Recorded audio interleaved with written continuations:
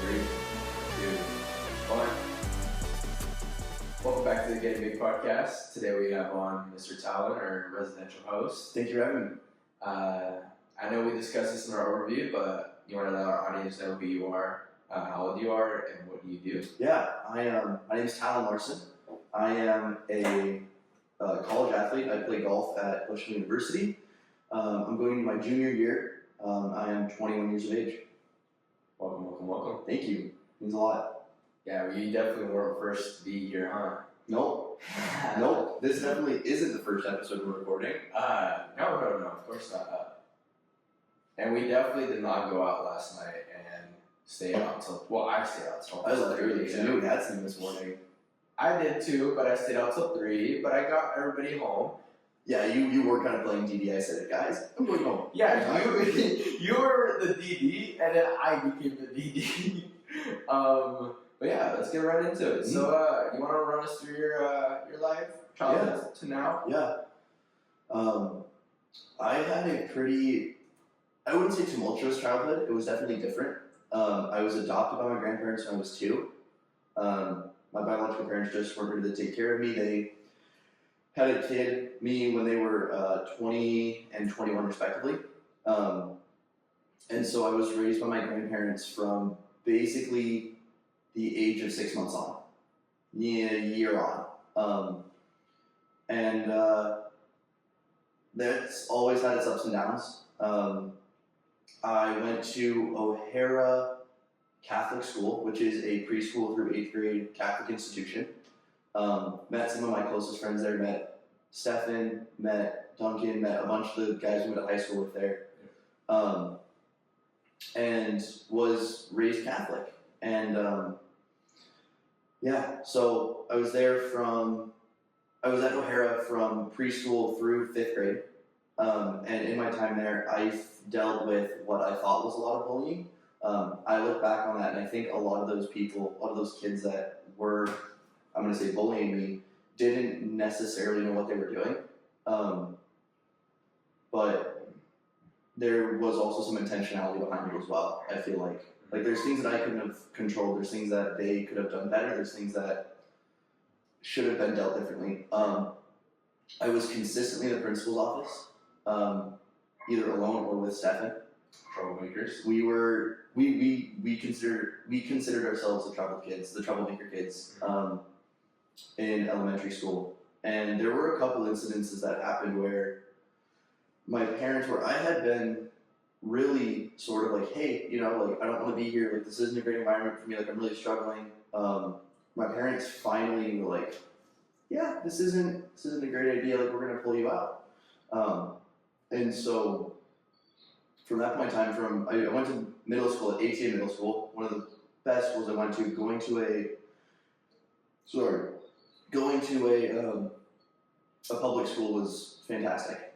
The switch was very different. We had a pretty enforced dress code of awareness. Not that you had to wear the same thing every day or wear the same things everyone else, but it was either navy, forest green, or maroon collared shirt. And you said Maris. Sorry, O'Hara. Got it. At O'Hara. It was either navy, maroon, forest green, collared shirt, khaki pants for anyone that was 5th grade and below, from the times of basically the start of school up through winter break until the spring. Once you hit the spring, you could wear shorts. But then the kids that were, I think, 5th grade and above could wear shorts year round. So preschool through 4th grade, you were pretty much kind of forced to wear pants. Yeah. There were free dress days here and there.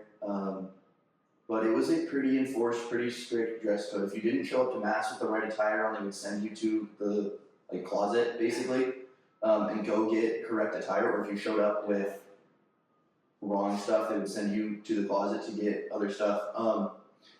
At this time, I was also really athletic. So I want to say kindergarten through 5th grade, I played baseball. Played soccer here and there. I played basketball through 8th grade. And through baseball, I met some of my closest friends. I met Jacob through baseball, I met my friend Mark through baseball, and we're all still super close to this day. And none of those kids went to O'Hara with me. The close friends I had at O'Hara were really just Stefan and Duncan, and I knew everyone else, and a lot of us were all chill. Right? It just wasn't that. It was really cliquey, sort of just like Maris was. Yeah. And so then when I transferred into ATA, it was this complete switch of like, now it's middle school. Now it's sort of like talking to girls, going on like quote unquote dates. You know what I mean? Ah, yes, middle school dates. One of my favorite things to do. And so sort of being introduced to that culture was very different. Hearing curse words for the first time from people that were my age was very different. And it was the best thing that could have happened to me. I will say that right now. It was an amazing transition where I truly became myself. As a sixth grader, like I had a really tight, really big group of friends. Right. And I sort of had my own lunch table at lunch, and like we invited all of our friends over. It's like, yo, look, come hang out with us, right? And we sort of owned this table. No one's had it but like me and my friends. One day, this is a really funny story, but one day we had this kid who came in who was gonna fight one of my really close friends at the time. Like I was gonna take bets on this thing. No school fights. And dude, I got some new fight stories from middle school. I got some new fight stories. I was gonna take bets. I was playing bookie, and unfortunately the school found out about this fight and like completely like cut everything out. It was like, yeah, this is gonna happen, no, you know. And the next week, like he comes to the table and we're all like, dude, like what are you doing here? Yeah. Like you just tried to do this, and so we held a vote. We were like, all right, everyone that wants John to sit here, Yeah. raise your hand. I think 2 people raised their hand. Everyone that doesn't want John to sit here, raise your hand. Yeah. Everyone else raised their hand, and John's like, fuck you guys, like laughed. It was really Dude, it was really funny. So there was democracy in your We were really in your, close. And table. yeah. Oh, okay. Yeah, that's how it was. Played basketball up through 8th grade. Middle school was the time where I truly became myself. Yeah. I want to say, and that was sort of like the unearthing of like a lot of what was going on. I was in therapy from when I was 7 years old up until last school year. So not this previous school year, but my sophomore year. Like fall of my sophomore year. And it was on and off. It wasn't consistent, on and off. But a lot of that was about the adoption and about some of the trauma. Yeah. And just not necessarily feeling like I fit in. And I still, so let me put this out there. I still have a really good relationship with my biological parents. Yeah. I still see them. I still get to hang out with them. I still get to talk to them.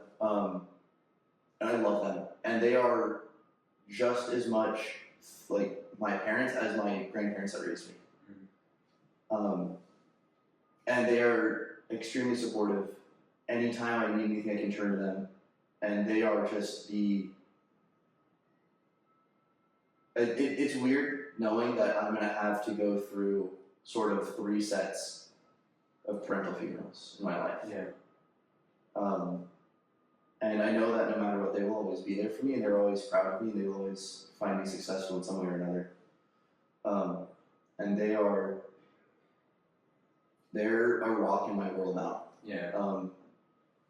So I'm going to backtrack a little bit because this needs to be said.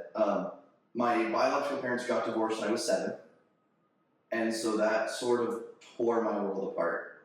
It was, oh, we're going to be here for Christmas, we're going to be here for your birthday, we're going to be here for part of the summer, right? I always saw them together. It didn't matter. Yeah. And then that year when they got divorced, it was this very much so like, oh, well, I'm only going to see one of you for Christmas, one of you for my birthday, and then maybe one other time this year, right? Yeah. And that, being 7, you don't understand why it happens. You don't understand how things can go from what appears to be really good on the outside to what can really be. Like, I've talked to my dad about this, and I'll have, my biological father's going to come on the podcast, because he has so many stories. I mean, currently right now he's traveling around the world making $68 to $74 an hour building skate parks. Which is Pretty sick. So he gets paid to fly to Japan, gets paid to fly to, you know, Hong Kong. Right. And just gets paid to build skate parks. And it's kind of amazing how your family dynamic stayed. Like, Yeah, dude. And, you know, he got to pursue his dream, Yeah. but he's also around to be supportive to you. Like, that's an amazing dynamic. Yeah, so I'll actually tell the adoption story because it's one of the most, like, it shows who my family is. My biological parents put me up for adoption when I was, I want to say, probably 2 years old. I don't necessarily know, I'm going to ballpark it. And I was ready to be adopted by a family in Eastern Oregon. Really? Yeah, they were ready to take me and they were ready to adopt me. And my grandfather, my dad now stepped in and said, "No, that's our son. Like, we're taking you. Yeah. Like, you guys don't get to take that away from us." Yeah. You know? And that shows my family is we are always here for each other. We are always going to be around. We are never going to sort of cut anyone out or cut anyone off. You know? You know, growing up, did you ever feel like you held a grudge for what had occurred, or did you just... Oh, dude, yes, completely.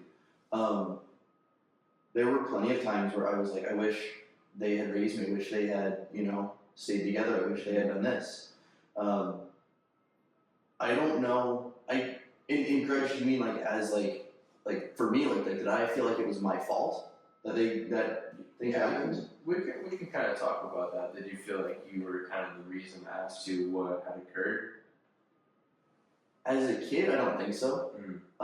And now, definitely not. I understand it a lot more. I've heard a lot more stories. I understand what my parents were truly going through. Right. At that point in time, I mean, my dad was an alcoholic and was for the first 16 years of my life, 15 years of my life.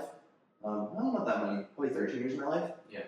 And my mom was just really depressive and just wasn't mentally able to take care of a child. And so I don't fault them for that. Yeah. Right? Like, I don't fault them for what went wrong. I don't fault them for the things that they could have done better. Because I understand, like, I look at me now, I'm nowhere able to take care of a kid.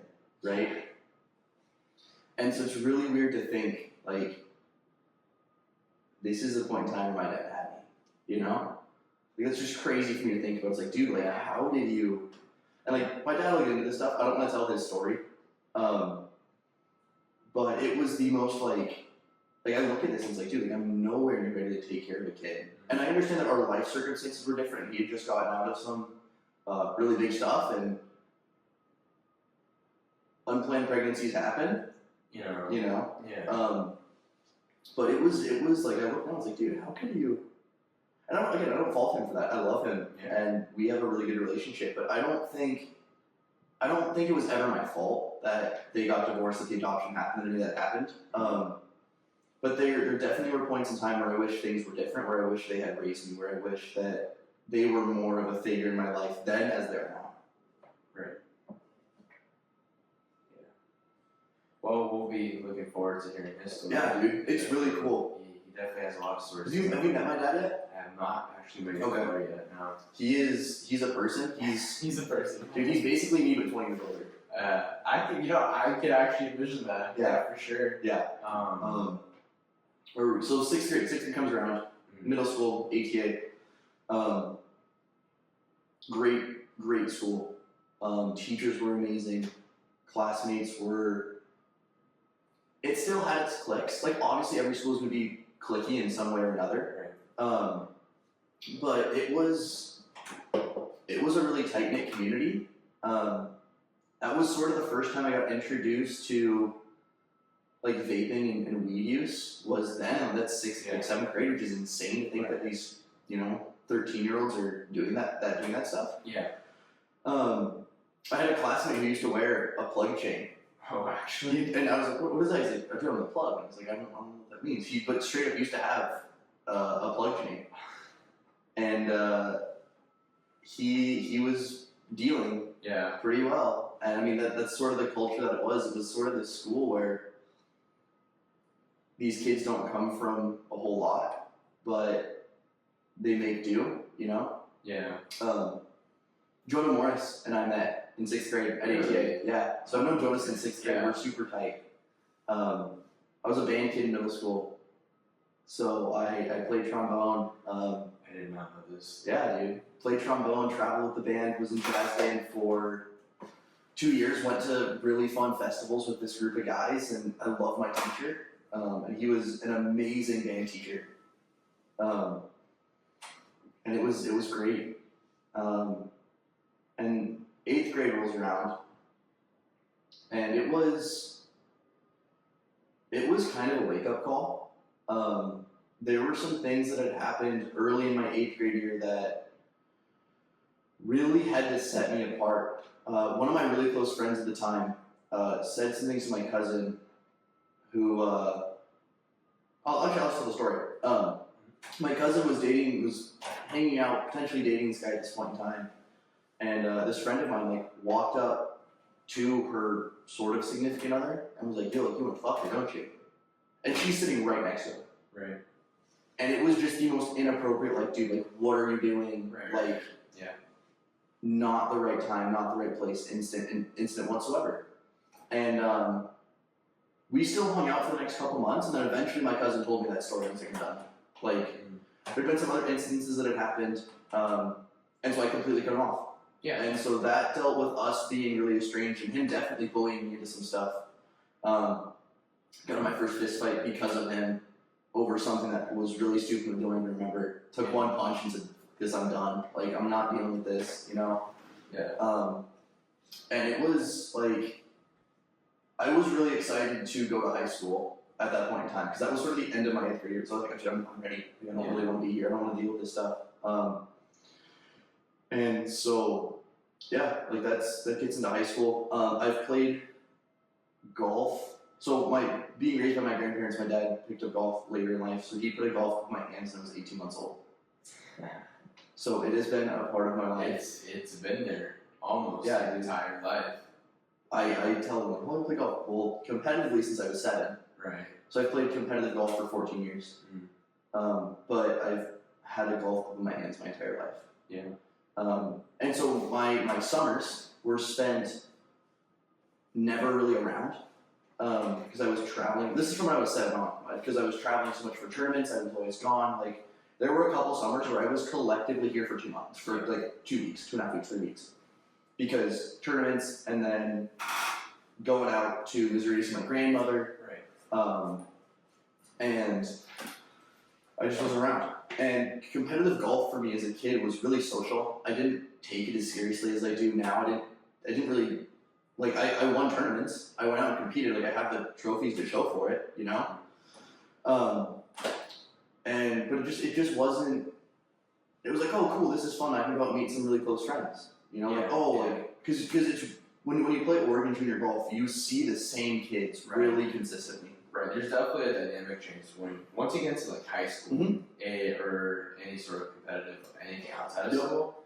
Yeah, you definitely see a switch up where it's less social, more you gotta get shit done. Yeah. But you definitely do make friends early on. Dude, it was one of the best ways for me to meet people and make friends. One of my closest friends, Carter, who played golf at OIT. I actually met at a golf tournament. He didn't talk to me for 17 holes of golf. We walk up, dude. We walk up on the 17 tee box, and I go, "Yo, what's the number?" Because you have yardage, you have rangefinders at this point in time. This is 8th grade. I was like, "Yo, what's the yardage?" He was like, "Oh, I can't tell you that. That's advice." And I was like, "Dude, you can give each other yardages because that's common knowledge." He was like, "Oh, my bad." And that's just how that just hit it off. Yeah. We were super tight ever since then. Carter stayed here multiple times. Really close friend. I want to get him on eventually. But yeah, so you run into the same kids, you run into the same people, you run into the same situations, and it's I had undiagnosed ADHD up until 6th grade when I started. This is when I started on meds. So all throughout elementary school, when I was sort of this troubled kid, it was never looking at the psychological problem behind it, because no one. Yeah. You're a young kid, you're a guy, you're probably just hyperactive, right? If I would have been on meds at that point in time, I think it would have changed a lot about who I was and about how the situation was at O'Hara. Yeah. But so as a kid, I didn't have that competitive. I had the competitive like I want to go out and play, but it's like, dude, like competing second to what I'm doing. You know, if I'm playing well, great. I'm gonna try and continue to play well. But if I'm playing like shit, I'm gonna go talk to the guys around me because I don't care what's going on. I ain't winning this tournament. Talking about playing like shit, did you ever have any turnaround moments where you were like, maybe I should like, you know, just stop playing golf. Maybe I should just like give in. Dude, yeah. So my freshman year, Marist, we had 14 guys on the golf team. Yeah. So just a really big team. Right.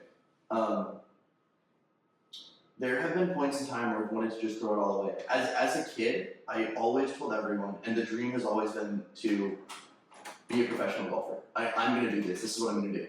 Right? I grew up watching Tiger Woods, Phil Mickelson, Ernie Els, like all of these guys, all of the really great. I'm not certain Ernie Els, but great player. Just love him as a person. Yeah. But watching these great players and just being the most inspired kid ever. Like looking at Phil, who's also left-handed, because I play golf left-handed, and just wanting to be the next Phil Mickelson.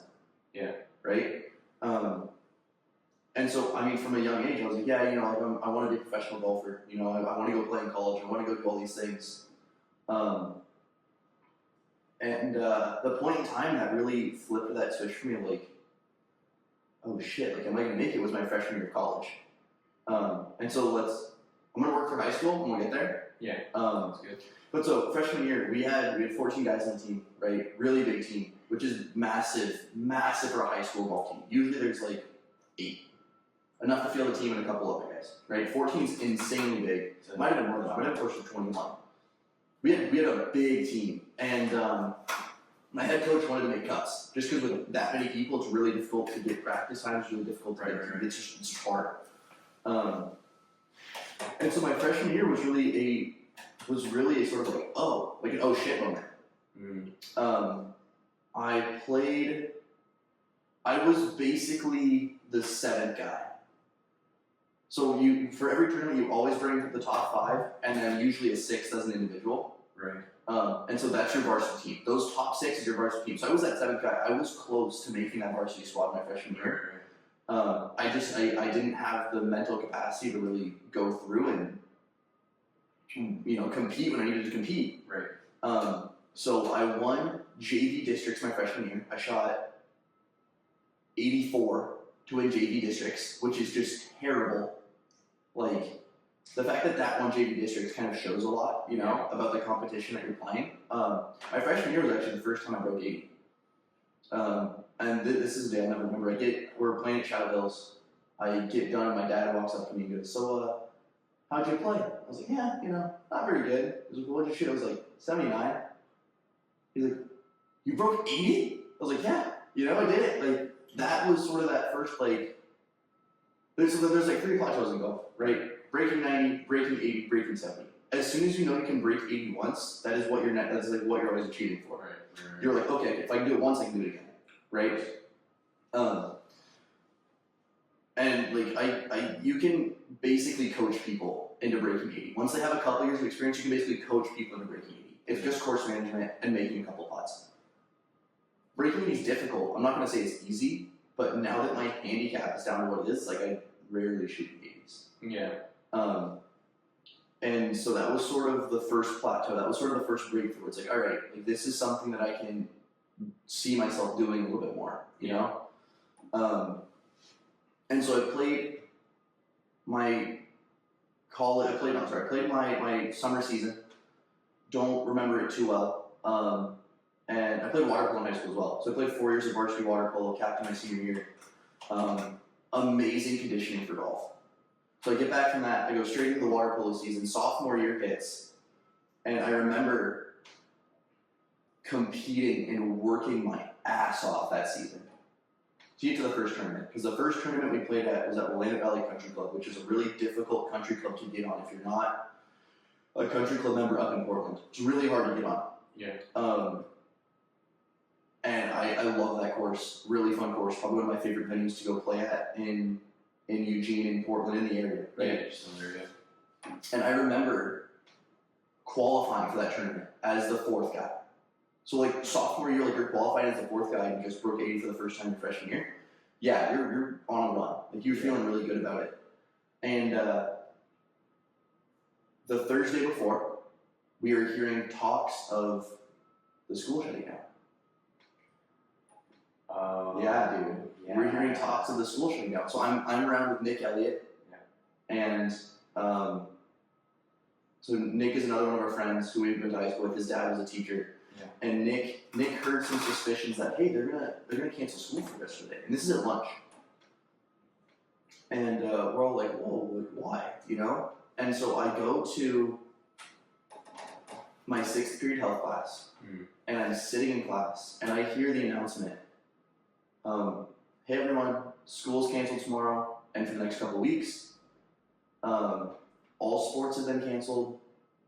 You know, if you guys are traveling, like, you know, like all sports have been canceled for the foreseeable future. And I grab my phone and text my coach and go, hey coach, they just canceled all the sports for the foreseeable future. Does that mean we're traveling on Monday?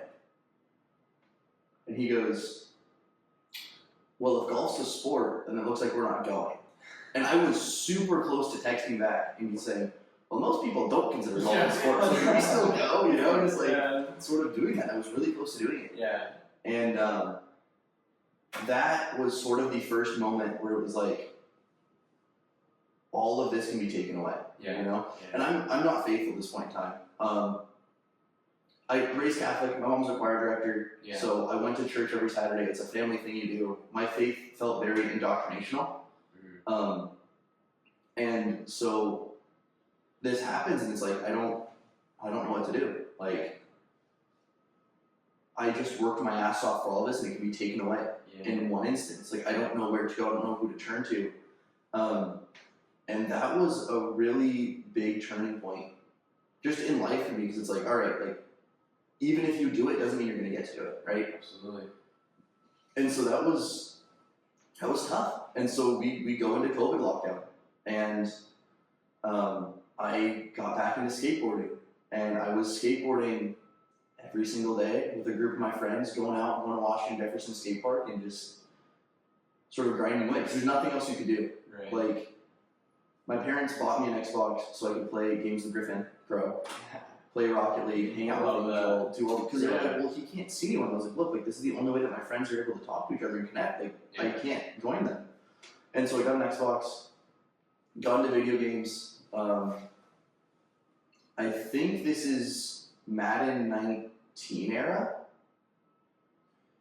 Madden 20 era? I think it's Madden 20. Is it 20? Lamar Jackson on the cover? Because COVID was like first announced in 2019. Yeah. It was the 2020 year. So I think it was. So what cover was Lamar Jackson? Was that 21? I have no idea. Okay. Whatever. So I think it was either Madden 20 was Mahomes. I think Madden 21 was Lamar. Okay. I was like top 100 nationally. Yeah. In Madden. Damn. Okay. I was grinding Madden because I love football. So I think video games is a perfect outlet with me in Call of Duty. That's literally like that's because that's all you can do. But you can do anything. You make the connections. Like you know the friends that you do have around. Like you just play with them. Yep. I was playing, and it's like that's all I could do. Like there was no summer golf season. There was no going to Amazon pool. There was none of this stuff. It was like, all right, like I guess I'm gonna go out and skateboard and then come back and play video games and hang out with the guys, right? And so I lose my junior year water polo season because we were still not going back yet, and then we went back to school January 2nd. I remember that. I think we went back to school January 2nd. We were in cohorts, so divided by last name A through L. And through Z, so we weren't in the same cohort, right? Which sucked. But so that junior year was sort of, it was a really condensed schedule because they were like, well, these kids didn't get to really play it all last year, so we're gonna sort of ramp it up. And I think we had a tournament or two every week for like 5 weeks. Jeez. We definitely had at least one. There were a couple weeks where we had a Monday, Thursday tournament. Yeah. So you're competing Monday, Tuesday, Wednesdays off, Thursdays in the tournament, right? Right. And in that point in time, I was playing so much golf. I went through a really bad back injury And so I had sciatica and a lumbar strain. Sciatica as a 17-year-old is insane to hear about. Yeah. Sciatica is, so the sciatic nerve is a nerve that runs from your shoulder blade all the way through your hamstring. And if you pinch a nerve, it's painful. Like that's a pain that no one can really understand unless you do it.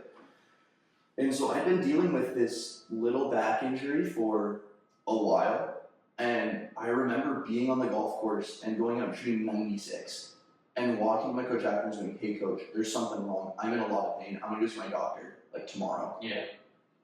And it hurt to walk, it hurt to sit, it hurt to move in certain ways, it hurt to swing a golf club. And so I go into my doctor, and he basically just sends me to a physical therapist. He's like, I can't diagnose you, like I don't have that capability, but clearly there's something wrong if you're constantly feeling pain in your upper back. And so I went to my physical therapist, and he was like, "Yeah, you're out for the next 4 weeks. Jeez, you can't touch a golf club for the next 4 weeks." Right. And that was the hardest thing to sort of tell a kid. You know, like this is my year where I get to start recruiting. Like this is when I should have been recruiting for college. Right. And we'll get into the recruiting story, but like your junior year is when everyone starts getting recruited for college athletics. It doesn't matter because it gives you another full year to compete. It gives you another full year to build. It gives you another full year of scouting. Yeah. I wasn't recruiting, and frankly, it didn't matter because of the back injury. Even if I was recruiting, coaches would have been like, "Oh, well, he's injured and just dealt with a 4-week injury." Like I couldn't go play at state. I couldn't go play at districts. I couldn't play the last 5 tournaments of the season because of this back injury. Yeah. And that's where I started getting in the weight room. Was because my physical therapist gave me a workout routine. Said, "Look, if you do these things, your back will get better. Mm-hmm. You need to get better." And I think I was 230 pounds start of sophomore year. Okay. And cut 30 of that just because I was eating not a lot but pretty cleanly. Yeah. I think I was about 205, 215 my junior year. And so I was overweight for my height, you know? Mm-hmm. And getting in the weight room and being able to like push myself, being able to go do these things was an amazing outlet once again. Like, just one of the best things. Yeah. In April of, was it 21? Wait, it's 25, February 24. I want to say April of my junior year, I met my now ex-girlfriend. Mm. What was it? No, sorry, 22. 22. So my senior year, I met. Senior Yeah. So water polo senior year, great season, captain. Have a bunch of kids that were like looking up to me. Great, I feel like a role model. Like, you know, I push them as just as much as I push myself, if not more. Right? Like so that's what you do as a captain. You're there to mentor these kids and sort of get them going on the next steps. Right. Golf season comes along. This is my like last opportunity to go win a state championship, which is one of my biggest goals in baseball. I want to win a state championship. If I can win a state championship, it means I leave a legacy here, right? We go out to 4th. And so the recruiting process started in January of 22, our senior year. And I remember getting on NCSA, National or Next College Student Athlete, great recruiting site. It's really expensive, it's really pricey. But if you're, for me, if you're sort of, you know, short tracked and you don't have the time to do it yourself and do it the way that you should, I would get it. I remember walking out of Olzik's class, our senior year, one of our teachers, one of our theology teachers. We're walking out of Olzik's class and immediately getting a call from a school in New Hampshire. Mm. And picking up the phone, calling them, being like, "Hey, like this is who we are. You know, like we've been looking at you. We've been looking at your NCSA like roster. We would love for you to come compete for us." New Hampshire. Yeah, and so that was the first offer. It was this D3 school they wanted me to come to, or they wanted me to come on a visit. And I was really close to going there. I was really close to going and competing there. And I talked to some people like, dude, like, don't go to D3 school. Like, it's not worth it.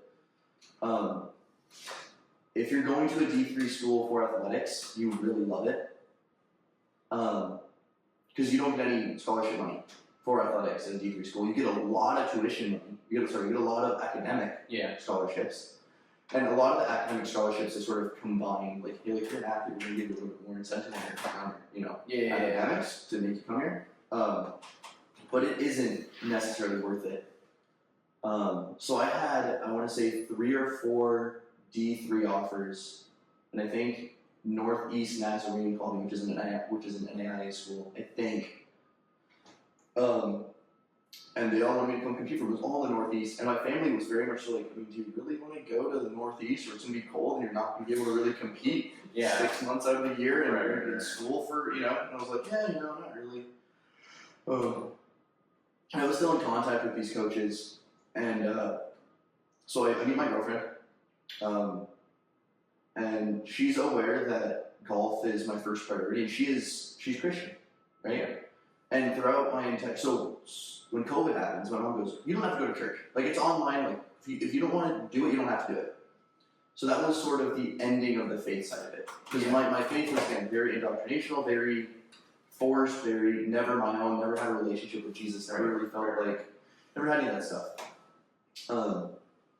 And so she was Christian, and I wasn't faithful whatsoever. And we had our own shortfalls in the coming future, where it was like pretty obvious that as much as we loved each other, we couldn't, we had a lot of shortfalls. We were very toxic towards each other. Yeah. In our own ways. And I get my first job at the golf course where I meet her, and coming out of high school, I committed to going to Lane Community College, our local community college, and just going there for a year and still competing on the side, and seeing what I can do. Yeah. Right? Because I'm not going to take a full gap year. My parents wanted me to go to school and at least get some of my gen eds done, because I was sort of planning on going to 4 years. This was my gap year to go try and compete, try and go to the next level. And I honestly did. What really happened that year was I was working at the golf course. I was working at 2 golf courses, and seeing the high schoolers come out, my old team at Marist come out and have this camaraderie, I was like, damn, dude, like, I miss that. Yeah. Like, this is something that I completely need, And I really stepped it up, and I started doing more recruiting. And in the winter semester of my freshman year, I got a call from a school in Alabama. Really? A D2 school in Alabama. They're like, hey, like, we're starting a golf program. I've seen you on NCSA. It looks like we would love to have you come here, And I was, that was the school that I wanted to go to. Yeah. Right? I told my parents, like, look, D2 offer, not sure if it's a full ride, but it's a big D2 school in Alabama. Like, new program. So like new programs, exactly. There's all these benefits to it. Yeah. Like, and my dad was like, I don't think that's a good idea. Like, it was an HCBU. It was a historically black school. Got it. And so my dad was like, I don't think that's the best idea for you, like being a white male in a predominantly black area. And my family's not racist, but it was more of a like. No, because they're friends with me. Exactly. So you can't be racist if you got a Mexican friend, right? Okay, so but my dad was like, I don't think that's a great idea for you being a white male in a very predominantly black area. Like, that's just not a good.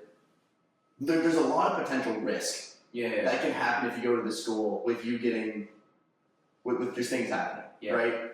And so we ultimately decided for that not to happen. And then I found out that Bushnell, my head coach was at Bushnell. My assistant coach my freshman year. Was the head coach at Bushnell University. Wow, okay. And I loved him for his coaching technique and who he is and how much mental game he has, how much knowledge of mental golf is, because that started was short. I had the skill for it, but I couldn't manage the emotions. I couldn't manage the structure. I couldn't discipline myself, right? To do all these things. And so I ended up reaching out to him, and this is in February of 23. Yeah. I reached out to him. Hey, coach, love the program. I've met a lot of the guys already, just because working at the golf course, you can run into them. Met a lot of the guys, love it, would love to come compete for you. Would love the opportunity to come compete for you. Okay. You know, and asking for the opportunity, I would say, is one of the biggest things in recruiting. If you just say, I would love to come compete for you, that sort of comes out very egotistical. Saying opportunity definitely is the route to go. Yep. Because it is an opportunity. It's an opportunity, especially if you're at my level. And the thing is, coaches are willing to take a shot on someone that has a lot of potential. And so I asked for the opportunity. He's like, yeah, you know, like, come play around with the guys, come meet everyone, see what it's like. Come on a visit. I didn't go on the visit, but I played the intro round. You're like, I don't need to go to the visit. No, dude. I played my intro round with the guys. Played the best 9 holes of my life. Yeah. Got 1 under. And promptly was like, hey, I love it. I want to come compete here. And he sent me the paperwork. Like 2 weeks later, he's like, hey, like, you know, figure this out. You know, send me the paperwork. I signed within a month. Yeah. I signed and committed within the month. Yeah. And that was one of my pivotal turning points in my relationship with my girlfriend at the time. Because as much as we were still learning and still trying to figure out how to love each other, like, now I had another thing on my plate. Right? Yeah. And for her, God was first, and then family, and then me. And my priorities was, well, guess what? Now it's golf, you, family. Right. And so we go through that summer up until my technical sophomore year. Yeah. But because of the credits from LCC, they didn't transfer over properly. Yeah. So I'm going into basically my freshman year again. I'm only taking 12 credits. They're like, hey, you can graduate a semester early if you take 15 to 18 credits. Right. I was like, I'm good. I'll take the extra semester and just take the 12 credits. Yeah. Like, I don't care. The semesters, like, I'd rather walk with my class than, you know. Yeah. And so that summer sort of showed us a lot about who we were. Her grandfather passed away. Faith was a really big part of her life, and it wasn't for me in that show. And like, I think I went to church with her once. Yeah. And I hated it. I was like, this isn't what church is. Yeah. This isn't like, because for me, faith was all about practice and not belief. Yeah. And we ended up breaking up in right around Thanksgiving. Which year? 23. 23. Dated for a year and a half, Yeah. roughly. Broke up with me. And it was really difficult to manage. I mean, I remember a time over the summer where we were cuddling in her bed at 3:30 in the afternoon, and I look outside and it's 78 degrees, sunny, Yeah. a little bit of wind. And I just remember thinking to myself, damn, I should be out practicing right now, but I haven't been around. I just got back from a tournament weekend, but I need to spend this time with her, you know? Yeah. There was some confliction. Yeah, there was a lot of confliction. And there was a lot of things that I did wrong in that relationship. And so we go into my freshman season competing, right? Yeah. I only missed 1 tournament that freshman year. Mm. Totally. Missed 1. I think I had the most starts out of anyone on that golf team as a freshman. Wow, okay. And it was sort of a turning point. Because so I live off campus. Mm. I don't have to be on campus. I wasn't a big fan of my freshman class. Already having a year of college under my belt, I was seeing these downfalls they were having. I was like, dude, what are you guys doing? Yeah. Like, you're not in the classroom. You're half-assing practice. Right. You're not in the gym. And mind you, I'm on and off in the gym at this point in time because, like, back years of my junior year, and then summer I wasn't really working. I was working out just here and there, like maybe once or twice a week, and same thing with college. up until this recently, like once or twice a week, right? And so I'm not really one to talk with the gym, but none of them with the gym. Yeah. And so I see this, I'm like, what are you guys doing? Like, you guys say you're here to compete, but you're not showing me that. Right. And I completely wrote them off. I was like, all right, you guys are gonna do what you're gonna do. I'm gonna do what I'm gonna do. I'm gonna do what got me here. I'm gonna go compete. I'm gonna go grind. I'm gonna go keep putting in the work. Absolutely, yeah. And so I only missed one tournament that year. And there were some things that happened that freshman year where it was, I will say sophomore year. I'll say freshman year because it sort of is my freshman year. So it's your technical freshman year. My technical freshman year. My first competition year. Right. Put it that way. Right. My first competition year. And so there were some things that happened that off season. I dealt with some hookup culture, dealt with some other stuff, and really found myself in a really deep pit. Yeah. And through my ex-girlfriend, a lot of her friends were Mormon. And so I ended up getting involved with Mormonism and the missionaries. Every Thursday they play basketball. And dude, yeah. So every Thursday night I go play ball with these guys. They're fun. They're good guys. They're really good guys. And there's nothing wrong with them. One time I went. Yeah, tell that story. Brief Diego interruption.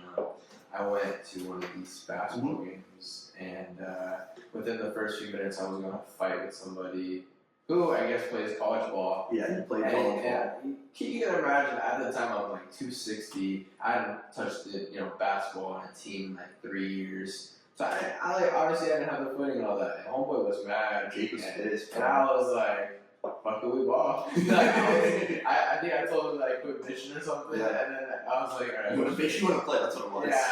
Yeah. Oh, God. That being said, I'm joining intramurals this fall. Dude. And I did do intramurals the last couple of times, and we actually did win. So we go. Now that I'm lighting too, so I'll be excited. But yeah. You were saying? Yeah. So I got involved with the missionaries and started doing lessons with them.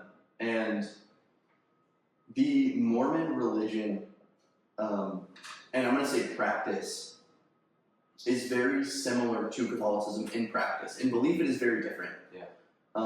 There are some overlaps with Christianity and Catholicism, but through my studies and through my learning with the missionaries, it is very different. Me and the girl that I was dating who broke up with me, a few months ago, started talking again. In February or March. Yeah. And started talking again throughout the summer and decided to get back together in late August, I want to say. And this is 2024. This is 24. Yeah. I think. So, be last year August. Yeah, last August. Okay. Yeah. And yeah, that's right, because my really close friend came into PDA, that's right. So about last August, we decided to get back together. And she was involved with Salt Company. For those of you that probably don't know what Salt Company is, it is a nationwide college ministry. Their mission is to have a salt company at every major institution across the U.S. And so she got involved at Salt Company the year prior, and her faith really developed and grew, and mine was sort of stagnant and didn't necessarily develop until the missionaries to Mormonism. Right. And so I ended up getting baptized Mormon. Because that's their sort of initiation into the community, initiation into the church, initiation into all this stuff. I was like, okay, this is faith, right? Practice is faith. And there was a night at one of my friend's apartments where she breaks down crying because she's like, I don't want to date a Mormon. And for me, I was like, I'm faithful. Like, I'm practicing, I'm doing things to make us better. Like, I don't understand why me being Mormon is such a problem. And that next day, I completely switched. That night even, I said, all right, I'm not Mormon, I'm Christian. Yeah. I should have told her that. And this is something that I had fallen in love with the community and with the guys around me. And it fell apart fairly quickly. And I'm not discounting the missionaries. The missionaries are still super close. I love the guys. They're great. school happened, I got busy, practice happened, and you just sort of lost the connection with the guys around. If you're not there every week, if you're not going to church, if you're not going to basketball, if you're not going to frisbee on Tuesdays, you sort of lose that connection. Yeah. Right? And so I used to do all right, I'm Christian. Forget about it. I'll start going to Salt Company, I'll start going to church, I'll start doing all these things. Right? And so I start going to Salt Company in September. I went to kickoff. I met some of my really close friends now.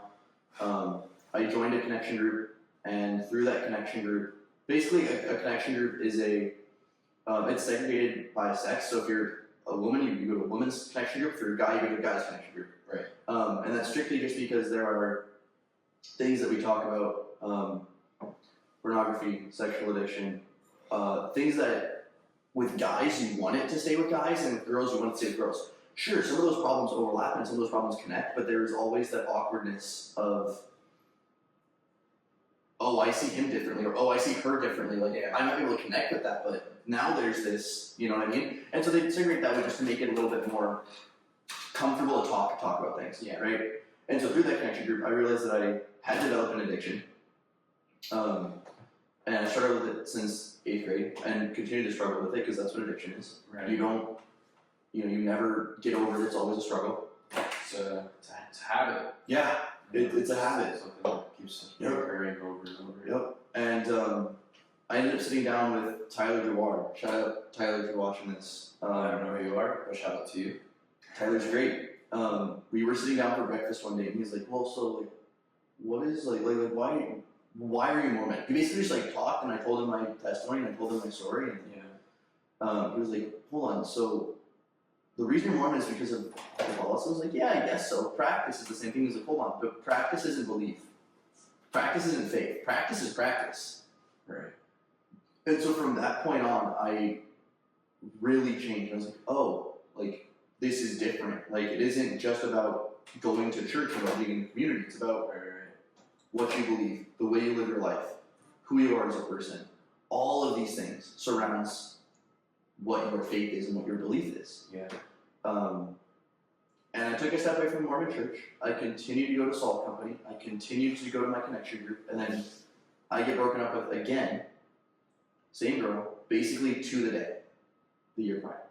Yeah. And I had already made plans to go to Salt Company conference, which was $500. It covered flights there and back to Iowa, your hotel for 2 days, and obviously all the food that's your bracelets to get in to conference. So I mean, it wasn't a bad, like, it was worth it. Yeah. It's really like you look back, like, yeah, that's okay, it's not bad. And me and her made plans to go to this together. And up until a couple weeks prior, I wasn't sure if I wanted to go. I kept telling my other secret leader I went to school with, we went to Bushville together. Santi Glindo. Shout out to the boy, love Santi.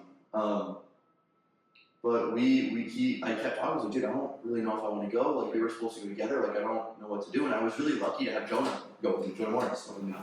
That's I kind of talked him into it, and if it wasn't for him, I would have just dicked around Iowa for 3 days. I wouldn't have cared, I wouldn't have gone to anything, I wouldn't have pursued faith. I wouldn't have, as much as in the moment I didn't want to be there because I was still around her, I was still around the people that she was with, I didn't feel part of the community. Right. That is one of the pivotal turning points in my faith.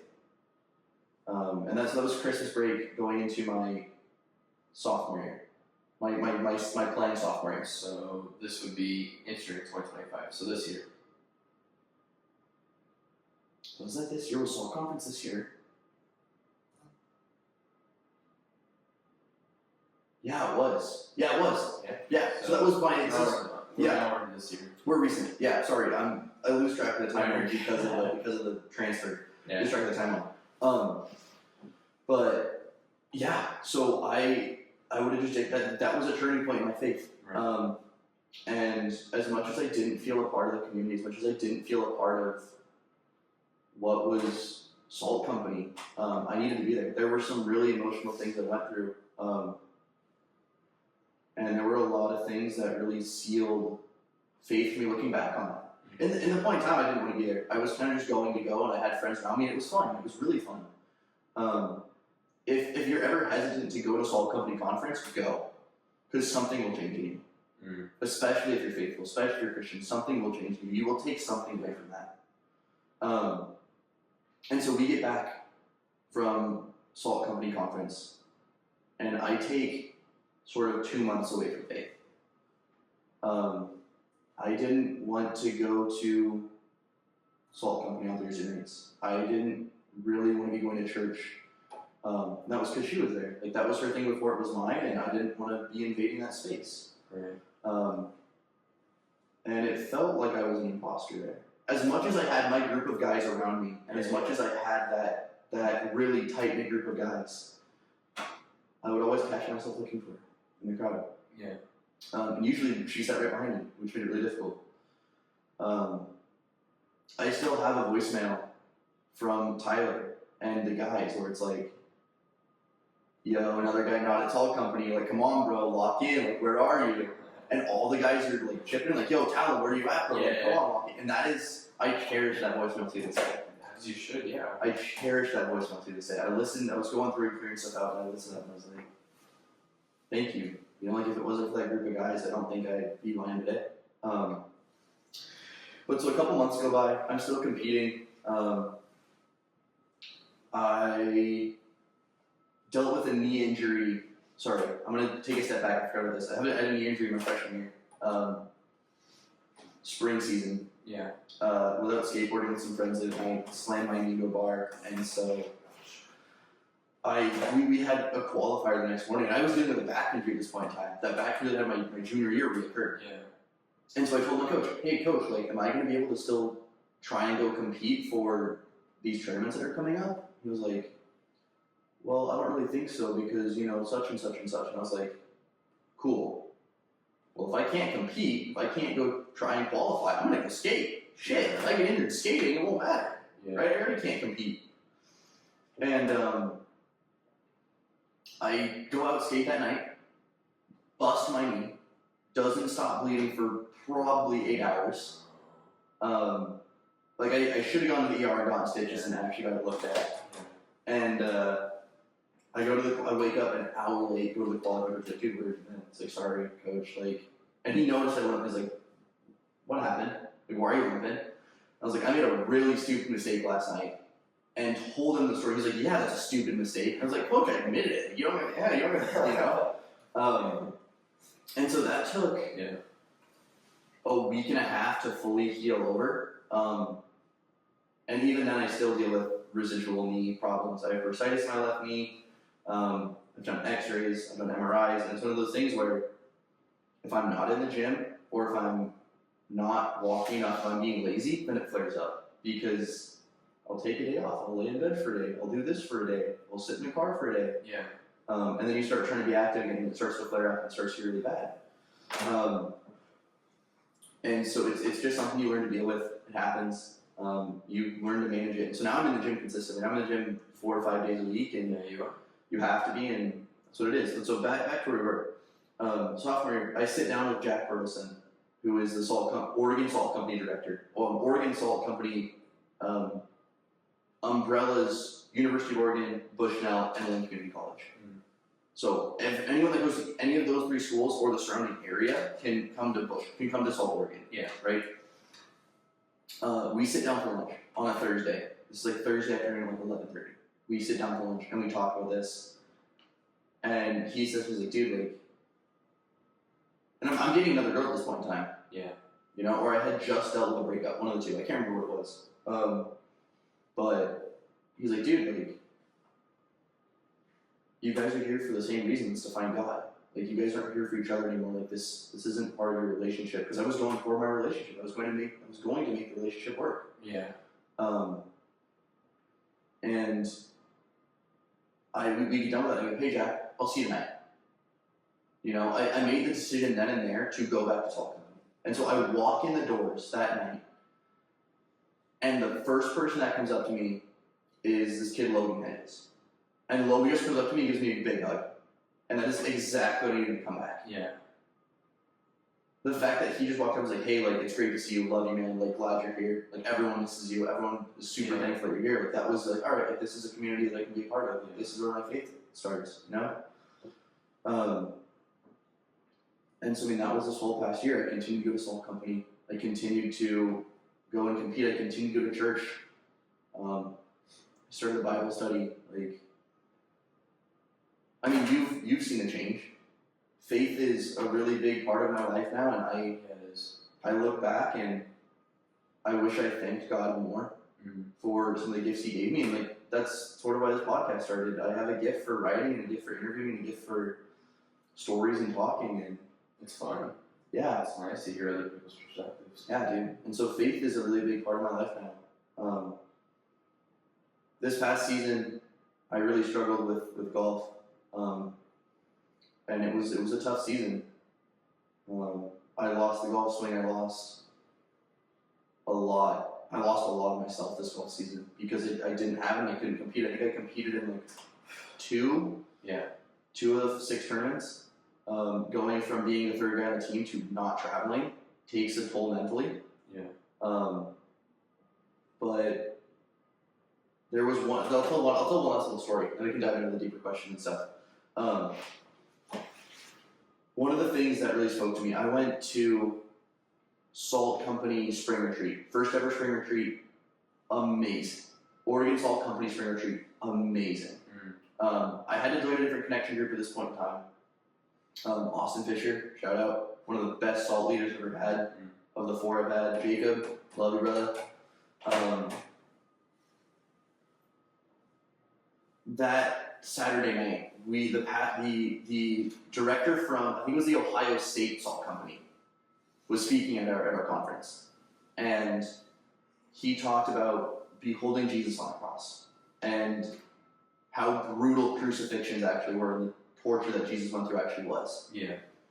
And that night we get back from this sermon, and you always debrief, you always talk to the guys, there's always questions involved.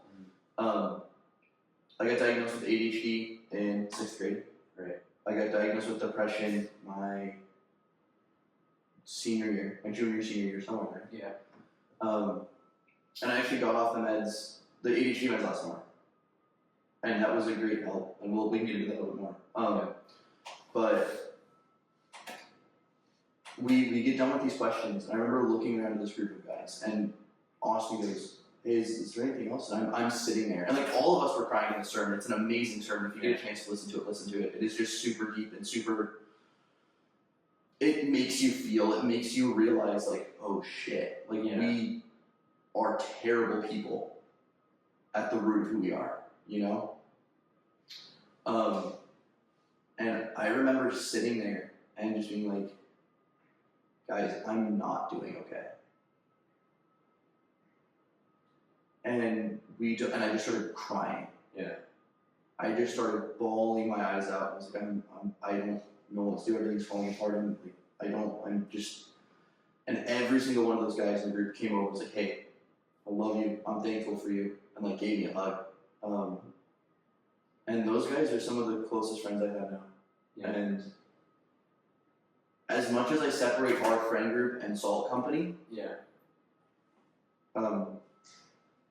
I love everyone around me, and there's things that I turn to. I'm honest with you guys because we're super close, right? I will tell anyone anything in our friend group, and it's the same thing with them. I don't see a difference. Just because you guys aren't faithful doesn't mean anything to me, right? It doesn't mean I can't be honest. Doesn't mean I can't talk about faith. Doesn't mean I can't share the experiences I've gone through and get a more worldly understanding. It's like, oh, like last night, for instance, with the entire Phoebe situation. We talked about it, and you're like, dude, like, just let it sit, right? And I called Jonah and was like, hey, this just happened, just completely ruined the night. Bro, like, God is gonna lead you in the right way. And like, I turned to 2 different groups for 2 different answers.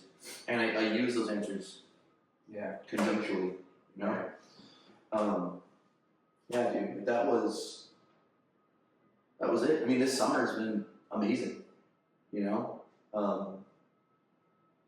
Coast trip. I definitely feel like this summer we've all experienced the biggest changes in our life. Dude, like for example, me and Jacob, Yeah, and dude. stepping back in town.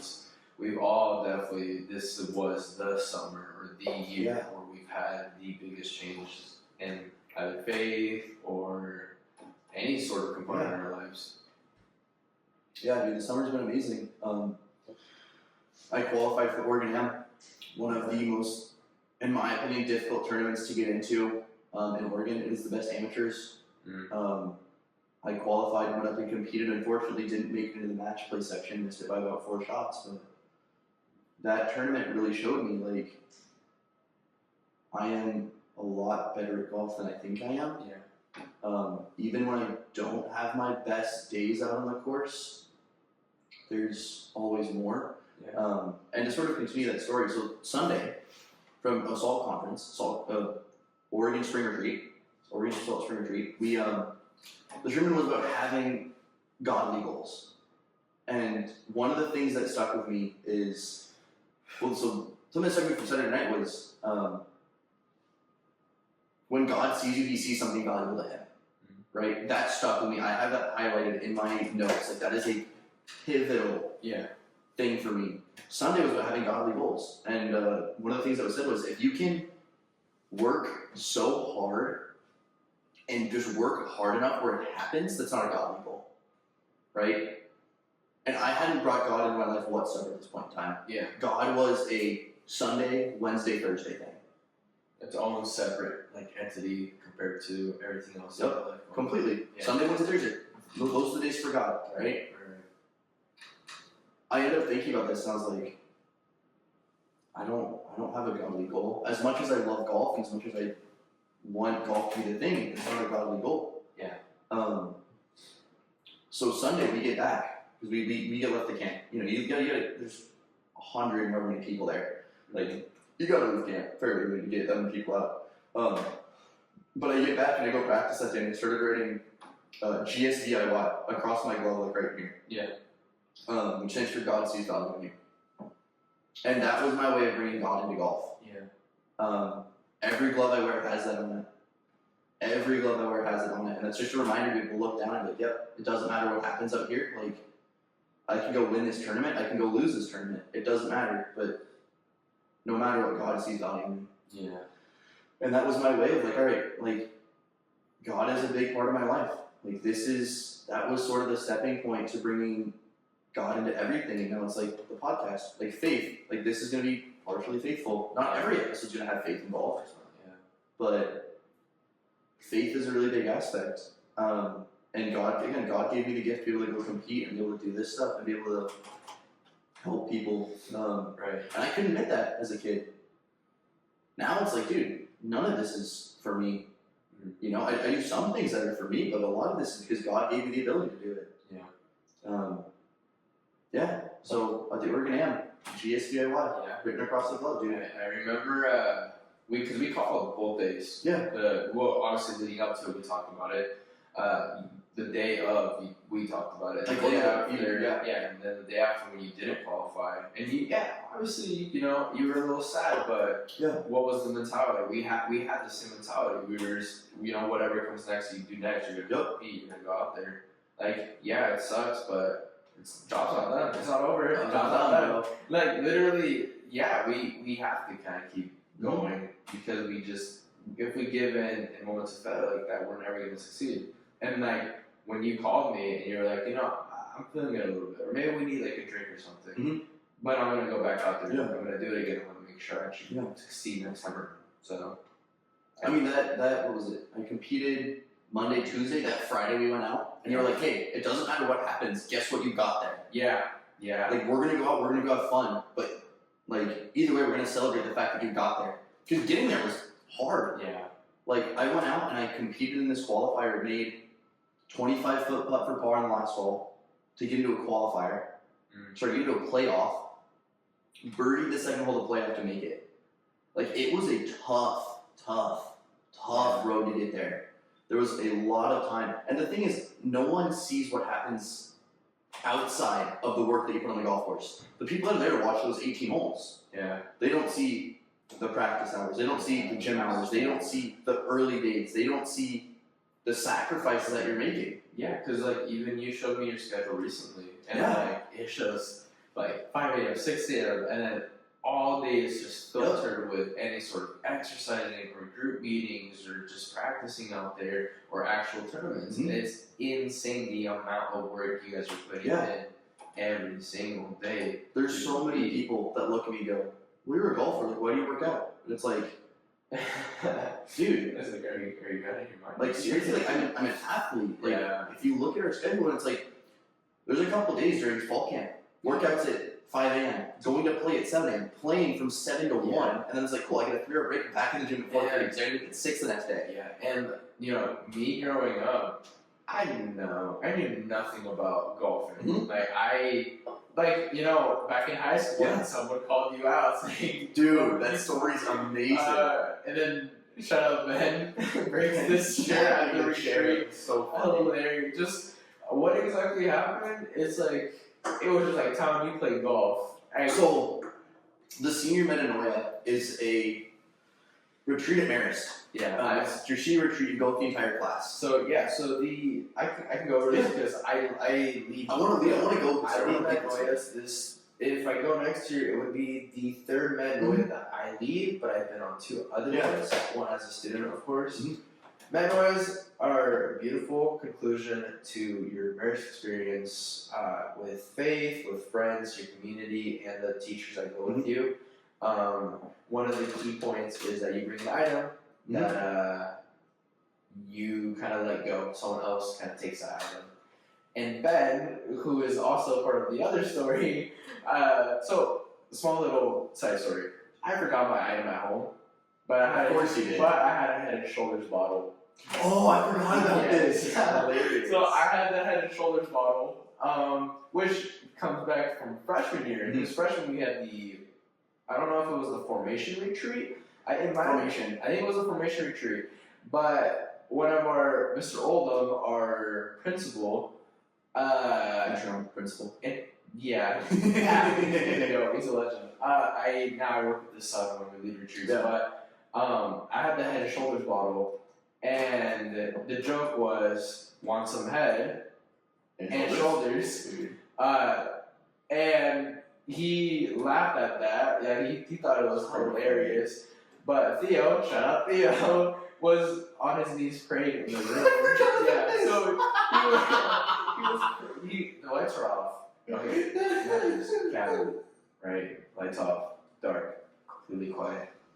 He's just on his knees, eyes closed, crying, praying. And I walked in, and I think it was like Duncan or something, and I said, "Hey Duncan, do you want some head and shoulders?" And I look, and Theo turns very slowly, like tears in his eyes, and I go, "Oh fuck!" And to this day, we just like it's just so that Head and Shoulders went on every single retreat I ever led for students. Do you still bring it to me once? Oh yeah, of course. Dude, I give this to students, yeah. Like, cause I'm like students, like the guys especially. Yeah, the guys get it. I am the Head and Shoulders guy. Besides the bus story when me and your mother went to chase down the bus. We'll get into that. Yeah, we'll get into that. But wait, hold on. How can you be the Head and Shoulders guy when you're balding? Hey.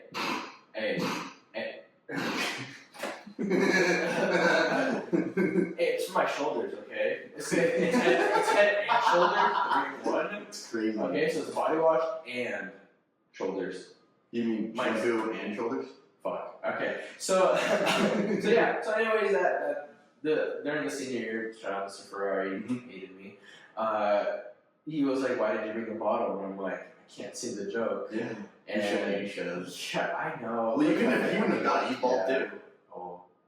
But anyways, yeah. So the Metanoia is like this. It's not as powerful as the encounter. The junior encounter. That one actually, I think we should have a whole thing later on in the podcast about the retreats. Maybe we can get students from those retreats. Miss Boyd would be a person. Yeah. But yeah, in the Metanoia, like, it was just like a kind of a peaceful goodbye with the people that you care, like that you grew as a family with, in this beautiful, like, just riverside. But yeah, like it was a very nice experience, and you definitely will lead Emmanuel. I'll make sure of that. Dude, I want to come this year. Yeah. I was telling Seth, I was like, dude, so the story about Ben breaking the chair. That's where we're going with this. Yeah. At the retreat, you're able to ask the leaders questions, and one of them was a track athlete at Oregon. Was a track athlete at Oregon? I don't know if it was Oregon, but she ran track in college. ran track. Yeah.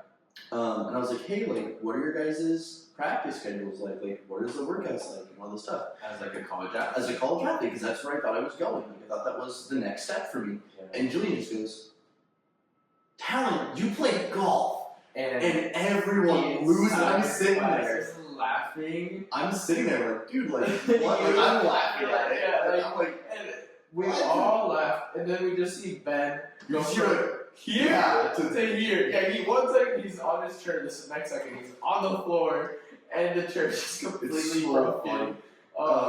It was. Dude, what's even better, Griffin snuck. So I don't remember who took the chair. There was a teacher who took the chair. Did Mike fix itself? Nope. There. Yeah.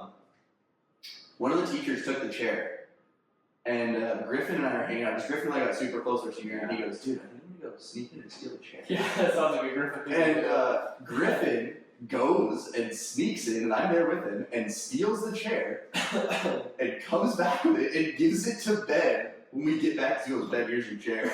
That was one of the best, like, full circle encompassing moments. He pulled it out during the giving of the Dude, he just pulls out the chair. He's like, "This is the." I wish Ben would have brought it to like graduation. That would have been hilarious. It's just like, you know, just this broken chair, or just a piece. Just of a piece the of chair. it. It's like, this Yeah. chair meant a lot. This chair went through a lot. Yeah, it literally did shattered. Yeah. But yeah, talking about like golf, like Mm-hmm.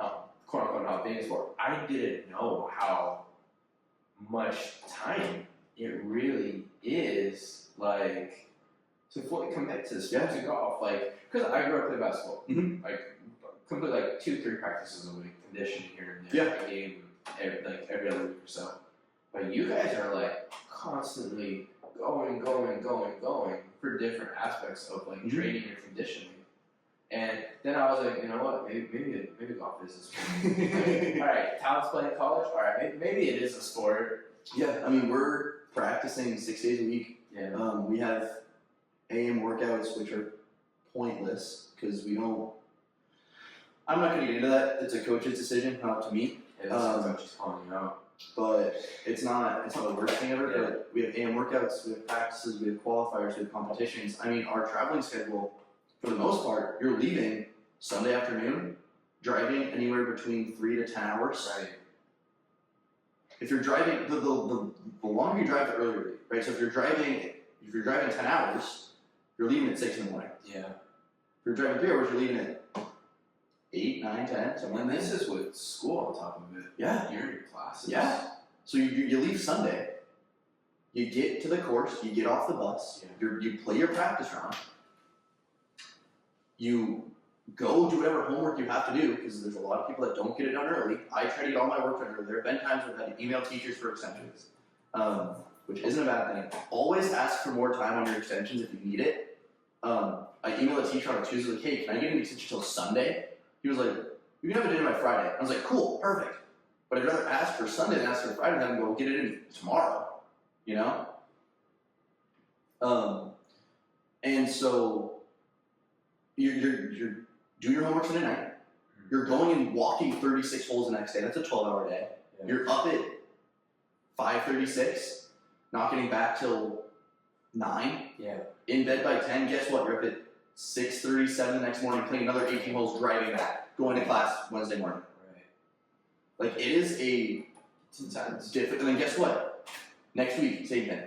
Yeah. It's week after that, same thing. Oh, the week after that, guess what? We have to get on a plane Saturday night, fly to Arizona, get on a plane Tuesday after the tournament, get back at midnight on Tuesday. Oh, I got 8 a.m. class the next morning, I gotta get to that. Yeah. And then practice Thursday, Friday, Saturday, Sunday. If you're traveling Sunday, You're traveling, but if you ain't traveling, you're working your ass off to make sure that you get there the next week. It is a packed schedule, and I mean it takes a toll on the body. Yeah, like there is. I can only imagine like a burnout from like just going out. Dude, you've been doing this for years since I was 7, basically. Yeah. Not to this extent, obviously, but the traveling is just as much. Yeah. I mean, when I was a kid, like I remember there were weekends where guess what? I'm leaving Friday. I got a tournament Saturday. Got a tournament Sunday. Got a tournament Monday. Do you feel like you missed out on a lot of stuff because you were constantly doing golf? There are points in time over the summer. I love the traveling aspect of it. I love how close me and my dad got, right? But there was a lot where it's like, hey guys, like I'm not here. I'm only here for this amount of time. Like if you want to hang out with me, like now's your opportunity. Yeah. Otherwise, I'm gone. Definitely, like you would tell us in the group chat, like I only have these days available. Yeah. And my ass is going places. Like, and I'm out, right? And it's like. It's really tough when everyone is going out on a Friday, Saturday night. It's like, guys, I'm sorry, I can't be out that late. Like, I gotta get up at 6 a.m. the next morning. Yeah, I mean, I left early. I got back and heard some breweries. Like, oh, we ran out. And like, everyone else stayed up till 2. I'm here 2 hours early because I gotta get up in the morning and get a podcast done. Yeah. You were DD, little different scenario. Yeah, but I was like, so exhausted. I looked up, I'm like, man, I gotta I have no energy up there right now. And I mean, there are sacrifices you make. Thursday night, I had a salt event, right? Yeah. We got done at 9. Everyone went to go get ice cream. I park by Prince Poplar, start walking, look at my watch, go. Yeah, it's 9:15. Like, I can't be here. Like as an athlete, and for me, kind of like that gym mentality where it's like, yeah, for example, last time I did drink some beverages, and like those are calories. Like that shit sets me back maybe a week or so.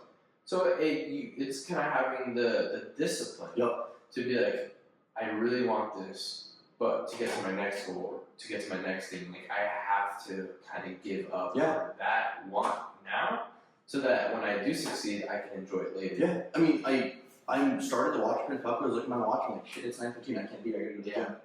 And walked back to my car and left. And texted Jonah like, hey, sorry, I can't make it. I gotta go to the gym. Yeah. He was like, dude, I have so much respect for you and so much admiration for you for being able to do that. It's like whether people support you or they don't. It's on your time. Yeah. And you are very much conscious of your time, and that stems from golfing for so many years that schedule wise, like I need to get this done, this done, this done. And like, yeah, you tell us all the time, oh, I can't join you for this, or I can't do this, or maybe I can make it like 30 minutes. Yeah.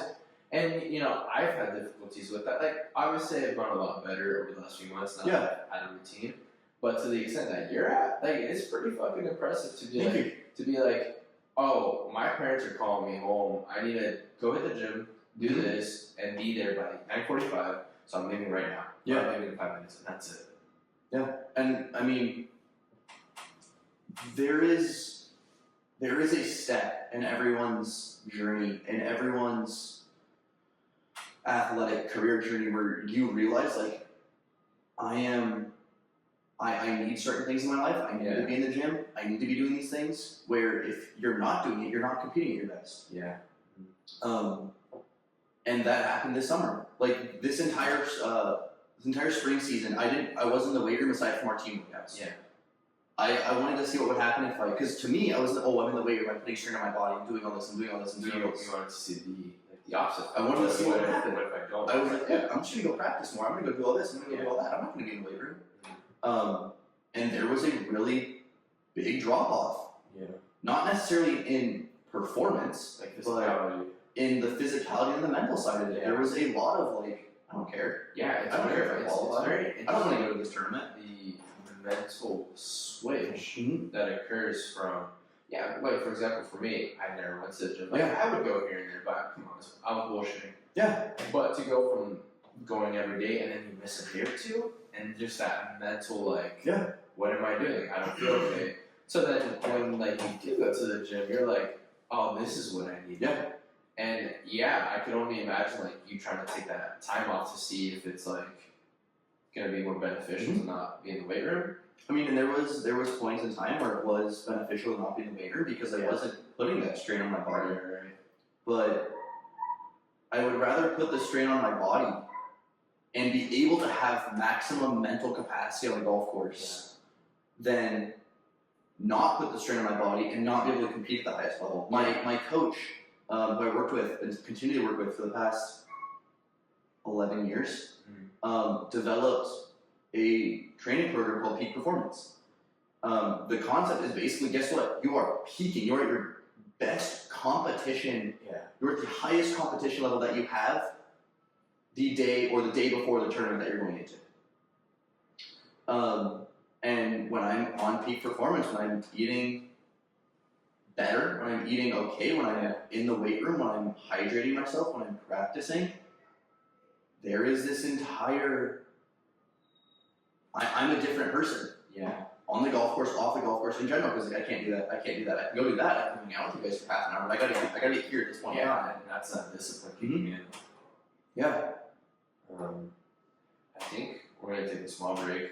And we are back from our extended break. Did that do it? That did do it. Oh, okay, my fault. Yeah, I am more tech savvy than this motherfucker now. We in this bitch. Can we get up? Never mind. No, please don't touch that. That was so bad. I don't know.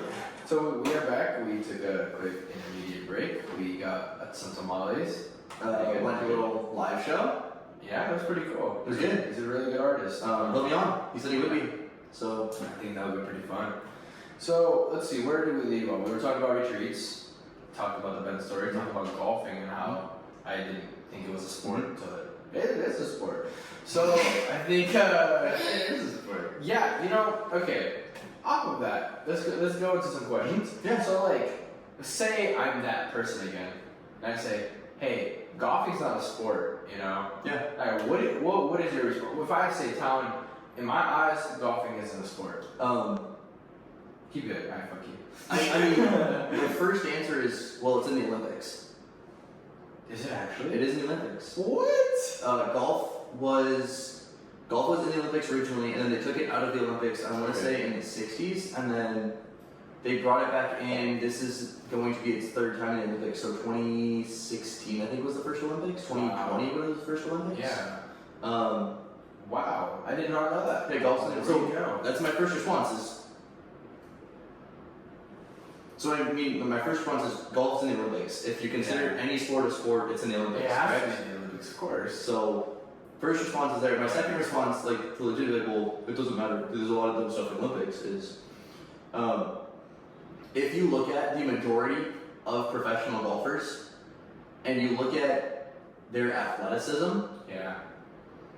If you don't consider sports needing to be athletic, Yeah. then sure, then golf might not be a sport. But if you look at every sport and every single athlete and the conditioning and the training and the practice that goes into it, you can't tell me golf's not a sport. With the dedicated hours, with the dedicated time, with the amount of time in the gym, with all this other stuff, like, we are athletes. Yeah. We might not look like the average athletes, but that is a lifestyle decision and not necessarily a sport decision, if that makes sense. Right. I mean, part of me is like, I cut down to 193 this summer, right? Yeah. I cut 12 pounds. And it might not be a healthy weight for me at golf. There is a side where you do need weight to golf. I mean, sure, there's guys that are 5'8", 160 pounds that hit the ball a long ways and can go win tournaments. Yeah, Jacob. But if you look at the majority of golfers, they are athletic. Yeah. They are in the gym. They are eating properly. And so, for instance, Rory McIlroy is the pinnacle of golf athletes, in my opinion. He is the best body. He has the best body type. He is absolutely ripped. And he does different workouts. Bryson DeChambeau, absolutely ripped, does different workouts. If you look at Scottie Scheffler, the number one golfer in the world, he's a dad. He doesn't necessarily have a dad bod and have weight, but like he isn't ripped like these other guys are. Right. And that's because golfers do a lot of fast twitch exercises. We do a lot of medicine ball throws. We do a lot of this stuff where it doesn't necessarily build muscle, but it builds endurance. I see. So, I mean, that would be my answer. So, based off that, what about criticism? How do you take that on? If I'm like, you're like, you know, shit at your sport, I don't, it's just, you're not all that. Yeah. How do you take that in, or how do you kind of, you know, reflect on that, or kind of how you just say, you know, whatever, fuck you, like, I don't care. I mean, I have had to go out and compete when I haven't had golf. And with golf being, so there's a team aspect to golf, right? Especially when you're playing in college, like, but at the end of the day, it's an individual sport. I personally believe that every day I go out and compete, I am better than everyone else. Even if statistically I'm not, even if realistically I'm not, I have to believe that I'm better than everyone else. I have to believe that I can go out and compete to the best of my ability and go beat anyone else. If I don't have that mindset, then it's like, well, why am I here? And so that's what it is. If you say, well, hey, you're not that good, it's like, well, yeah, I could be better. Everyone could be better. But I believe in myself, and I believe that I'm better than any given person on any given day. So, yeah. You don't give up? No, you keep pushing. Like a huge component. It's not You keep pushing. I mean, I had to take a gap year. I wasn't playing college golf after a year. I mean, my graduation speech was Talon's going to continue his academics at LCC and try and get to golf somewhere. Didn't you say in that graduation speech my name? I feel like my name was somewhere. You would probably talk some dirt on me. More than likely.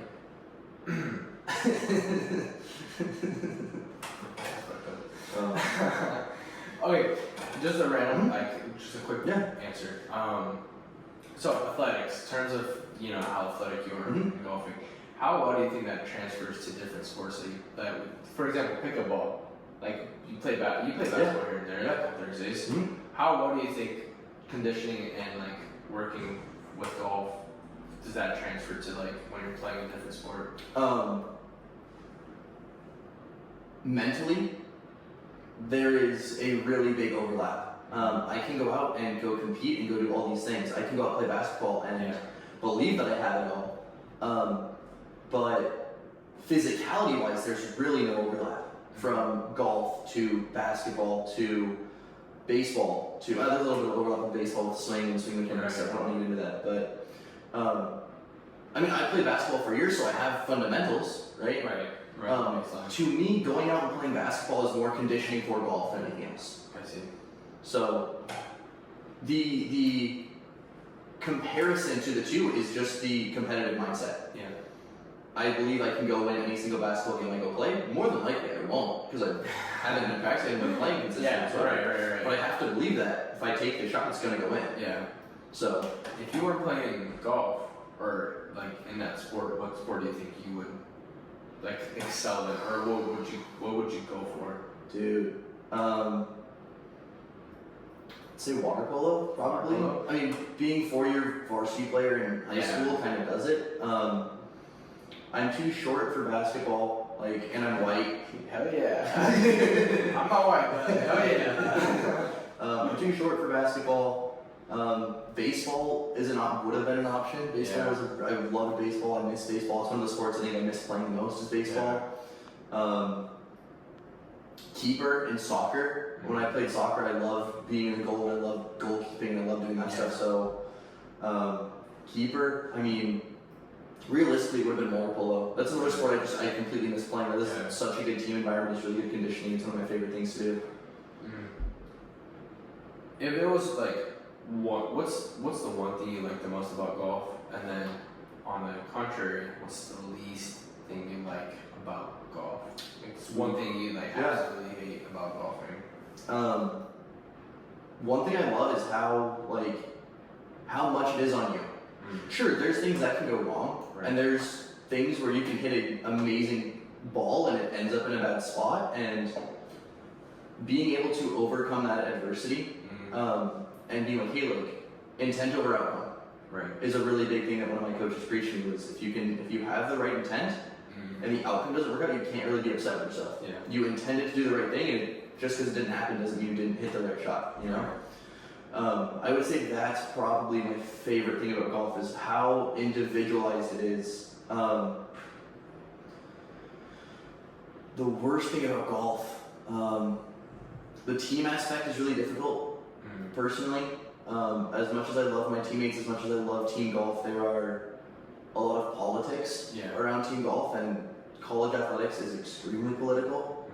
When you say political, what do you you have to sort of play the system. You are if you're going out and competing on your own, like I was in high school, like I do over the summer, right? So can you explain kind of the difference between you're just competing by yourself versus competing with team? Yeah, so what is that exactly? Team golf, so there is a team score. So you bring the top 5 players, the top 4 scores count.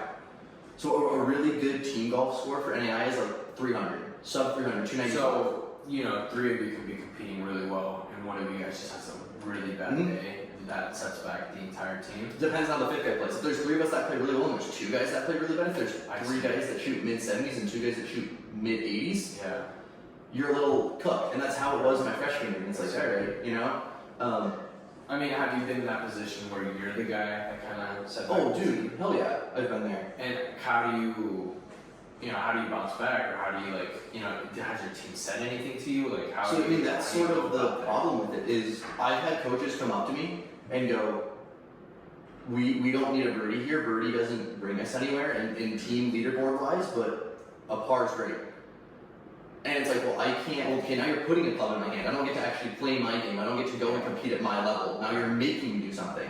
Yeah. I've gone to practice rounds where I have hit tee shots with strictly driver because the course plays really short and everything. If you can get it past 280, there's nothing in the way. Yeah. And I've hit driver and I've had a coach come up and go, "What are you doing? This is a terrible idea." Well, coach, this is how I see the course. I have the distance for this. I have been trained and I train myself to play at D1 level. Right. I might not play at D1 school, but I train and push myself to play at D1 level. Yeah. Right? And that is the worst thing about team golf for me, is the fact that I have to play the politics of it. I have to be like, all right, coach, sorry, I shouldn't have hit this here. I see. Even though it's what I would have done. Right. When I'm playing on my own. Yeah. And I'm lucky that my assistant coach and my head coach understand how athletic I am. I've had my assistant coach tell me, like, dude, you are one of the most athletic people I've ever worked with. In terms of being able to hit the ball as far as I do, being able, in terms of being able to just work on swing mechanics and be able to hone swing mechanics really quickly. He's like, dude, you're athletic. Like, Yeah. there's nothing that you can't do if you put your mind to it. Right. And so they understand that I compete at a different level than everyone else, and I can be the biggest detriment to the team because I can go out, I can score really well, Yeah. or I can go out and I can score terrible. Right.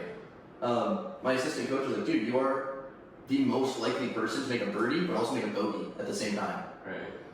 And so finding that balance and being able to. So what is a birdie compared to a bogey? So a birdie is 1 under par. Mhm. So if a par 4 is a 4, that means you should get in the hole in 4 shots. Yeah. Birdie's 3.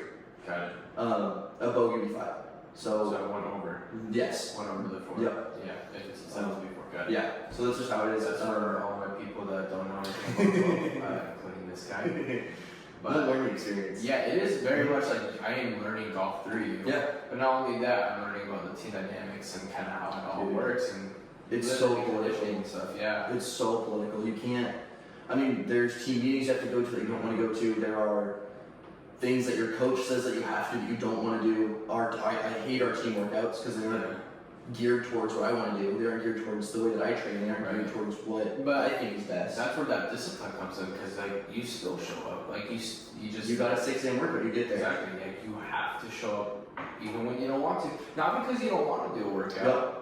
But because you don't like the way it functions, the way it works, but you just have to. I mean, I've been injured from workouts that we've done, and it's like, why the fuck are we doing this? Right. Like, clearly you don't understand that I'm not built to do these things. And I have teammates that are 140, 150 pounds that are moving 90, 100 pounds of weight, where they're basically moving their body weight for reps at weight. Yeah.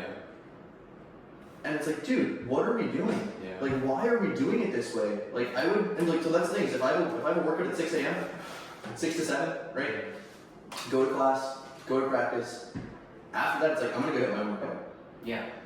I don't care. Yeah, that reminds me. I know we keep saying job's not finished, which Dude. is it's a funny thing, but it's a, like No, that's what it is. a legit mentality. But it reminds me of like how like Kobe would be like, oh, I'm gonna go work out like 4 or 5, or I'm gonna do my own workout, or I'm gonna be every day to the gym. Yep. And I think that's what differentiates like the good players from the great players and the best players, and those that may not be the best, but they're not. It's a work ethic. Yeah, it's a definitely work that mentality and work ethic to get to that next. I mean, and the other thing is, if my coach is forcing us to do workouts at 6 a.m., not a problem. the people that want to be in the gym will be in the gym. The people that want to get better will do the things to get better. Absolutely. If you don't want to get better, being forced to be in the weight room at 6 a.m. isn't going to change that mentality. Yeah. So on the player side, it's like, coach, we're all doing what we need to do to get better. If you're forcing us to be at the weight room at 6 a.m., sure, that's fine. Yeah. But you can't expect everyone who doesn't care to promptly show up to workouts and give it their all when they don't care to get better, when they don't think the weight room helps. Yeah. And it's political, and you deal with this, and these are some of your teammates, and these are some of your closest friends. With that, right? What advice would you give to somebody? For example, like for me, when I started the gym, I didn't want to fucking work out twice a day, but I just showed up. Like I got the job done. What advice would you give somebody that's like, I don't want to show up. Like my legs hurt, or just something hurt, something in my mind, my head, my family's. It's how do I just go? Yeah. So understand your body, first of all. If you're injured, the worst thing you can do is get injured in a gym, because then you can't go back. Right. So first things first, understand your body. If something is in pain, potentially take the day off. Potentially make your reps easier, make things a little easier on yourself, but still be in the gym. To get someone in the gym, to get going to the gym, have a really close friend that goes. Go and watch. If you don't understand what you're doing, go and watch. Yeah. Go in with one of your best friends and just hang out and watch what they do. If there's a mentality block, if it's I don't think I need to go work out, I don't want to go work out, Not good enough. I'm not good enough. I'm just not like the rest. Dude, like first step is just go. Yeah. Like, the thing is, if you go, you're not going to see results immediately. Right. I would say go once a week. Start going once a week. For 25, 30 minutes. Do something simple. Get on the treadmill. Do whatever you can do to get yourself in the gym and work up the courage and work up the mentality to start lifting. If lifting isn't why you're in the gym, then you don't have to lift. If you're in the gym to get your steps, if you're in the gym to do cardio, if you're in the gym to do core workouts, if you're in the gym to do HIIT training, if you're in the gym to do whatever, then do what you need to do. Just because people are ego lifting, just because people are trying to put up 4 plates on bench, doesn't mean that's you. But go once a week, go for 20 to 30 minutes, do something that you can do that will get you in the doors. That is what I would say to someone that doesn't know how to do, doesn't know where to start. Right. Yeah. I remember I was just told, like, if you're ever debating it, just drive straight to the gym. Yep. Just show up. Because the fact that you just showed up and you check in with your little cart and you're inside the gym, that's step one. Yeah. Because now you're already there. Now you either just wasted your gas or you're gonna actually get a workout done. And I've wasted my gas. I've done it where I've driven to the gym and I've gotten in the car and gone, oh my god, I can't be here. I'm exhausted. I'm killing myself. And I drive home. And it's like, alright, like, I understood that, right? And going to Planet Fitness isn't a bad thing to start. Just because we go to a 24-hour gym, just because we go to somewhere, you know, like we go to Pursue, right? And it's $20 yeah, 24 hours. If people go to what's the other gym? Fucking Crunch, yeah, $10-$20, more bigger gym, nicer gym, newer gym. Or they go to West Coast, $50 a month, nicer equipment.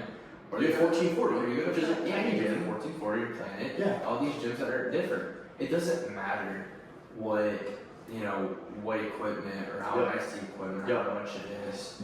Like, hell, like you don't even need like actual weights to just start going. Use your body weight. Yeah. Like find core workouts, stuff like that that gets you moving. Yeah. As long as you're moving, you're burning something. Yeah. Planet Fitness isn't a bad thing to start. You will get to a point where you go, this isn't what's for me. Yeah, I remember that point for me. That happened to me. I went to 1440, amazing gym, a great place to start working out. It is a physical therapist gym. I will put it that way. But that's why I was there. I was there for the physical therapy. Right. And I started lifting, and I started getting into lifting, and I started being there more often. And I went at 8 in the morning a month and a half ago, 2 months ago, and was like, this is not for me. This is not my gym. And the other thing is, do your 7-day free trials. Yeah. The majority of gyms have 7-day free trials. Pursue does. Right. 1440 does. Crunch does. West Coast does. It's also like go at different times. Because you might show up at 8 in the morning like, fuck, this is busy. Yeah. But like, that's why I did with Pursuit. Pursuit, I would go at 8 and like, damn, it's busy. And then it just dies at 10. Yeah. And then from 10 to noon, open gym. Yeah. And then it picks up at like 2 or 3, 4 or 5, obviously. Mm-hmm. So it's like, you can't knock the gym once because they're like, oh, this shit's busy. Yeah, completely. It's like, nah, go different, during the 7 days, like go at different times, kind of get I mean, so my story of this is when I was switching gyms, I went to the West Coast. I walked in, talked to people, like, yeah, this is a great gym. Went over to pull downs, immediately like, this is not my gym. Yeah. This is not my gym, and never went back, and then switched to Pursuit. Yeah. And like, you will know within the first couple days if the gym will fit you or not. Yeah. Pursuit was just that introduction. Well, from Planet Moises, Mm-hmm. you know, he's in Marines now. Yeah. But Pursuit was kind of my intro gym where I kind of really locked in. I've been there ever since, and you just joined that gym with me. I mean, love it. It's a great gym. Yeah, it's a great environment. A lot of college students there. Yeah. That, you know, that aren't going to UO or they don't like the rec center. Because the rec center is busy, bro. it gets super packed. So Pursuit's kind of that nice outlet to be like. A lot of the people live over there. Because there's College Park, there's flats, there's Right. so many You off-campus can't be apartments. intimidated by the people that, you know, can outlift you or look jacked as fuck. Ask them questions. You gotta be like, hey bro, I see that you got huge ass Mhm. arms and like you're benching this much. What do you do? Yeah. What'd you do? How'd you get here? Oh, roids? Oh, okay, never mind. But but like realistically though, like the majority of the time, people that go to the gym is because they want to be Yeah. there or because they love it or they, Yeah. they have some sort of, it's not unhealthy, but obsession Yeah. that they just want to get better and better. So ask questions. Yeah. I mean, Diego and I bounce workouts off each other. I showed Yeah. Diego try kickbacks today. Yeah, He's a love this. yeah, they're fire. If you have someone you go with, you can bounce workouts off them. You can test other workouts. You can do all these other things. Work out with different people. Get Yeah. just for it. Learn to work out by yourself. Dude, that is one of my. I've realized the more that I go with people, the less I get done. Yes, that's exactly what it is. And it's not a bad thing, but it turns into social hour. And I like that when we go, it's I'm gonna do this, I'm gonna go do this. If you need a spot, let me know. You wanna come over talk to me, let me know. Yeah, so the way I've started to do it is like in the mornings. Yeah, your mornings are your own. Mornings is my own time. Mhm. Like that's my time. Like, hey, I work in a couple hours, or I'm moving into my Yeah. new house. Like, I'm here for an hour, 2 hours. Leave me alone. Like, I'll say hi, obviously, to people, but I mean, we worked out at 8. Yeah. We worked out on the other yesterday day, morning. 8 or 9 And a.m. it was a point Cameron was like, hey, like we caught up, we talked a little bit, we chatted, but we got our shit done. we got our shit done. Yeah. And I usually my workouts are longer than yours just because they are. You I just do more more. motions and stuff. Uh, Yeah, I kind of go heavier weights Yeah. from the get go, and then just kind of get into my cardio. And so like I was like, hey, like I got 3 more sets, like I got 3 more movements.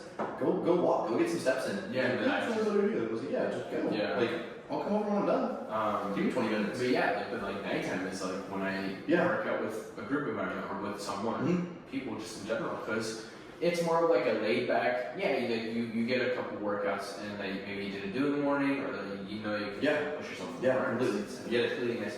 And even if you can't make it twice a day, Yeah. or you can only get to the gym like I said once a week, it's not a bad. It's a thing. start. Right? It is a start. Yeah.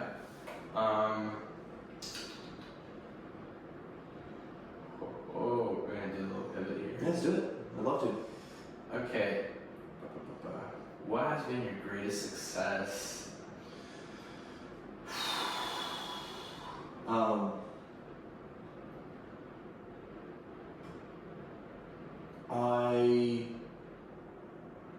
So there's a couple. I have a couple. My greatest success, first and foremost, I would say, is finding God. If it wasn't for God, I don't know where I'd be today. I don't know who the person I'd be. I know you guys have seen that change. My parents have seen that change. My friends around me who are also faithful have seen that change. Like, dude, like you're different. And sure, I still drink, I still cuss, I still do these things, and I'm trying to get better at it, and I'm trying to work on it. But if it wasn't for God, I don't think I'd be the person today. I think I'd be a lot worse. I think I'd be a lot worse of a friend. I think I'd be a lot worse of a son. Outside of finding God, dude, going to the Oregon Atmosphere, like that showed me like, hey, like you can do it. Yeah, I remember. Like I was like, we gotta celebrate. Like that was a really big accomplishment. I mean, I think 13 people were selected, qualified to go for my qualifier. Wow. Out of 164. That's impressive. So yeah, there were, I think it was 100, my numbers might be wrong, but I think 164 people went to the Oregon Am. A lot of those people already qualified from previous years, winning previous tournaments, doesn't matter, right? But out of 100 and some people, there were only 13 people selected to go, like that qualified to go. I was one of them. Yeah. And that was the most confident I have ever been in a round of golf. Yeah. And that a flip switched in me up in Portland when I played in the Oregon Am. I didn't play great the first day. Yeah. And I went out the second day and said, all right, I know what number I need to go shoot, right? Like, shit, I didn't play great yesterday. Like, there's mistakes I made yesterday that I'm not going to make today. Yeah. And I went out and competed to the best of my ability and absolutely gave it a run. Like, and I missed it by 4 shots. And it's like, this is my first year ever competing in this tournament. Like, that isn't bad by any means. And I went and I caddied for myself, and I went and I did all these things. And not having a caddy up there was honestly one of the best things that could have happened. Can you describe what a caddy is? Yeah, so a caddy, besides just carrying your golf clubs, is able to give you advice, read greens. And so my assistant coach caddied for me in the qualifier. And I mean, we got off the first playoff hole, and I was mentally gone. Yeah. I was in my head, and he walks over and just goes, and just starts talking about cars. And completely settled me down and calmed me down for the next tee shot. And I went on to make 30 and qualify. Like, being able to do that for yourself is one of the biggest things. And that clicked in me up in Portland. Yeah. Where it's like, I know that this season, when I'm out there, it's like, I know what I can do. I know what I need to do. Again, like when we talked on the phone, like you said it yourself again. You gave it your all, and that's why you know that, you know, as shitty as it felt in the moment, like, you're gonna bounce back. You're gonna do it again, do better, and it's because you know that you push yourself. Yeah, so completely. It's very impressive. Thank you. You also had another success recently. Yeah, I completely forgot about this. We went to Prince Buckers to celebrate that. I got nominated for, sorry, I didn't get nominated. I received an academic and athletic award nationwide across the NIA. That only 3 people on the team got credit for, and so that was one of the most like rewarding things that has happened to me recently. The way I was raised was sort of like, hey, you always do the best you can, you always push yourself. Right. So it's really interesting to get these accomplishments because it's like, what else am I supposed to do? You know, like this is how I was raised. Like this is who I am. Exactly. Yeah. I would say the one that's even more meaningful is the signing, the sponsorship deal, dude. Absolutely. That one came at a shop when my teammates reached out to this company, sponsored by Sherwin Swear. Shout out to them. Yeah, I'd love to get the podcast. I'd love to, hey, this is what I'm doing. You know, I'd love to do that. Nice little side thing. Yeah. But my teammates been reaching out to some companies. I was like, hey, like, I'm gonna start doing that. Like, I want to do it last year. Like, I'm gonna do this year. You know. Yeah. And he reached out and got accepted pretty quickly. And I was like, I can do that. why not? Yeah, I can do Like, the worst thing I can say is no. Right. You know. Right. And so I reached out and got accepted and signed the deal. Yeah. So can you elaborate on like what do you mean reaching out and not accepted? Like what's that so, whole process like? I guess being a marketing major is a little bit different. Like it's pretty. I don't know if I said that. I'm a marketing major. I think we mentioned it once. In case we didn't, I'm a marketing major, and so I sort of understand what brands are looking for in terms of online presence, online branding, online like who you are, right? Yeah. And so you go on a company's website, you look and see if they have any ambassadorship, sponsorship deals, and you just fill out. They basically just hand you it's like an application. It's an application type of thing, but they want to get to know you more. So like one of the questions that was on the sheet was, if there was an Olympic sport for your most random skill, what would you win gold in? And I was like, not knowing where I put my keys. Oh shit. Do you remember what you put? That's what I put. Oh, that's what you put. I said not knowing where I put my keys. Oh my Remember God. forgetting where I put my keys. That is hilarious. It's like they're trying to understand who you are also more as a person and understand like, oh, this is this person. person. Yeah. So I filled out the paperwork. They got back to me a few days later, like, hey, like, you've been accepted, like, this is what's going on. And so I promptly, after they sent me that, I reached out and said, hey, like, everything's done. I put up the images I needed to. What are you guys sending me first and foremost? What are you guys looking for to repost? I want to understand where if I wear one of their shirts in a tournament and I tag them, will that get reposted? Because on top of being their brand ambassador, you want representation. I'm trying to build my own brand on top of that. Yeah.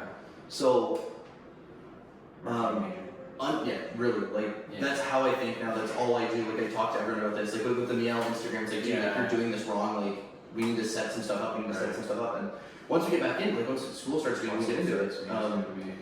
And I think that Instagram account is really going to grow really quickly. And once we start working on some short I really do believe that. I mean, getting me in the first place and then starting with Instagram really propelled us to, again, where we are now. Podcast and then like music stuff and like what we're trying to start. Dude, I completely agree. And if it wasn't for me getting into marketing, I don't think any of it happens. Yeah, you know? Sure. Yeah, because you're the one that really. I love what I do. You like, there you go, dog, Instagram, let's do it. Yeah, you're like, oh, I made an Instagram for it. And I was like, okay, are you doing this properly? Are you branding? Yeah, are you talking to people? Give me access. So he's like, give it that. Give me to me right now. Right now, give me that. And I was like, alright. And because I mean, the first walk, like you were walking around, I was like, dude, you need to be plugging her to everyone. And we got like over 100. We got 100 followers in 3 days. Yeah, it was pretty good. Like it died off obviously. Yeah, it's summer started, but like that's where we are. Like that's sort of what this is gonna turn into, and I'm really excited to put out this content. Yeah, it's a lot of fun. But without any more tangents. Yeah, continue. Sorry. Nah. So flip side, we talked about our successes, huge successes by the way. Thank you. But that Seriously, probably comes from huge failures too. Yeah, dude. You don't. You learn more from your failures than you do your successes. Yeah. And it's really easy to fail. It's really hard to succeed.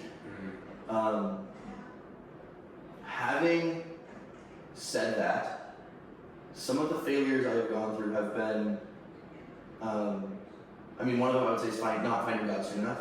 Yeah. And that isn't really on me. That is sort of just one of those things where it just happens, and God comes into your life. That God's always in your life, but shows up in your life when you need Him most. Yeah. You know, and as much as you aren't searching for God, God is always searching for you. No matter what dark place you're in, God is always going to try to pull you back. I know for some people it isn't God, and it's a gut feeling. That's these other things, but trust your gut. Trust God, trust the plan has been set forward for you. That's one of the failures. I mean, the other one is like, I have a list written on my laptop of things that I regret. Just like always remind myself every day. Like, Sounds like you're getting ahead to the next question. Oh, my fault, sorry. I'll answer failures first. Yeah.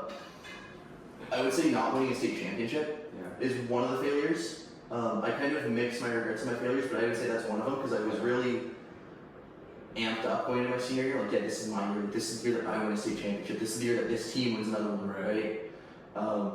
And we didn't, and we just didn't have our A game, and we didn't play a great course, and like, sure, there's other factors that went into not winning it, but we could have gone and competed better, and I didn't help at all in the competition process. And that's one of your biggest youth failures and regrets. Oh, I would say failures for sure, is sort of not stepping up and being the captain that I should have been. Right.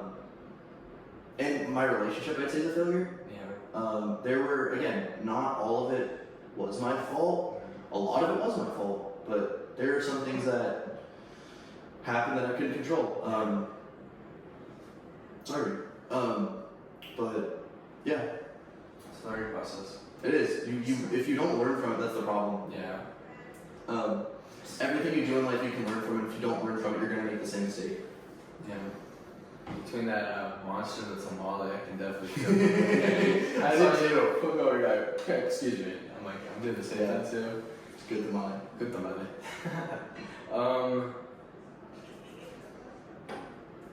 Yeah, you know what? Talk more about those regrets. Like, what are some other regrets? So I have a list on my laptop written down to sort of remind me. One of them, I wish I was closer with my grandmother, my biological she passed away. Yeah.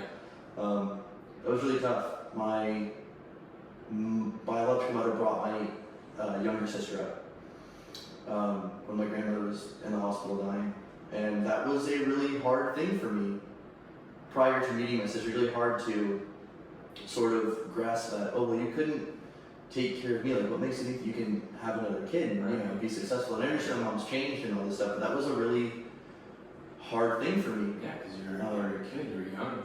I was 18 when my mom had my sister. And I love my sister, and I love my parents, and my sister is the light of my life, and she's the most How old is she joyful. now? She's 3. 3. She's 3. So she is the light of my life. I'm just such a happy-go-lucky kid. And they're amazing. Yeah. And back then, that's how I was feeling. It's like, one of the regrets was not being close with my grandmother. She'd always reach out, she'd always send me holiday stuff, she'd always congratulate me on big things, and I sort of never made the time to have that connection. Yeah, and that was really tough.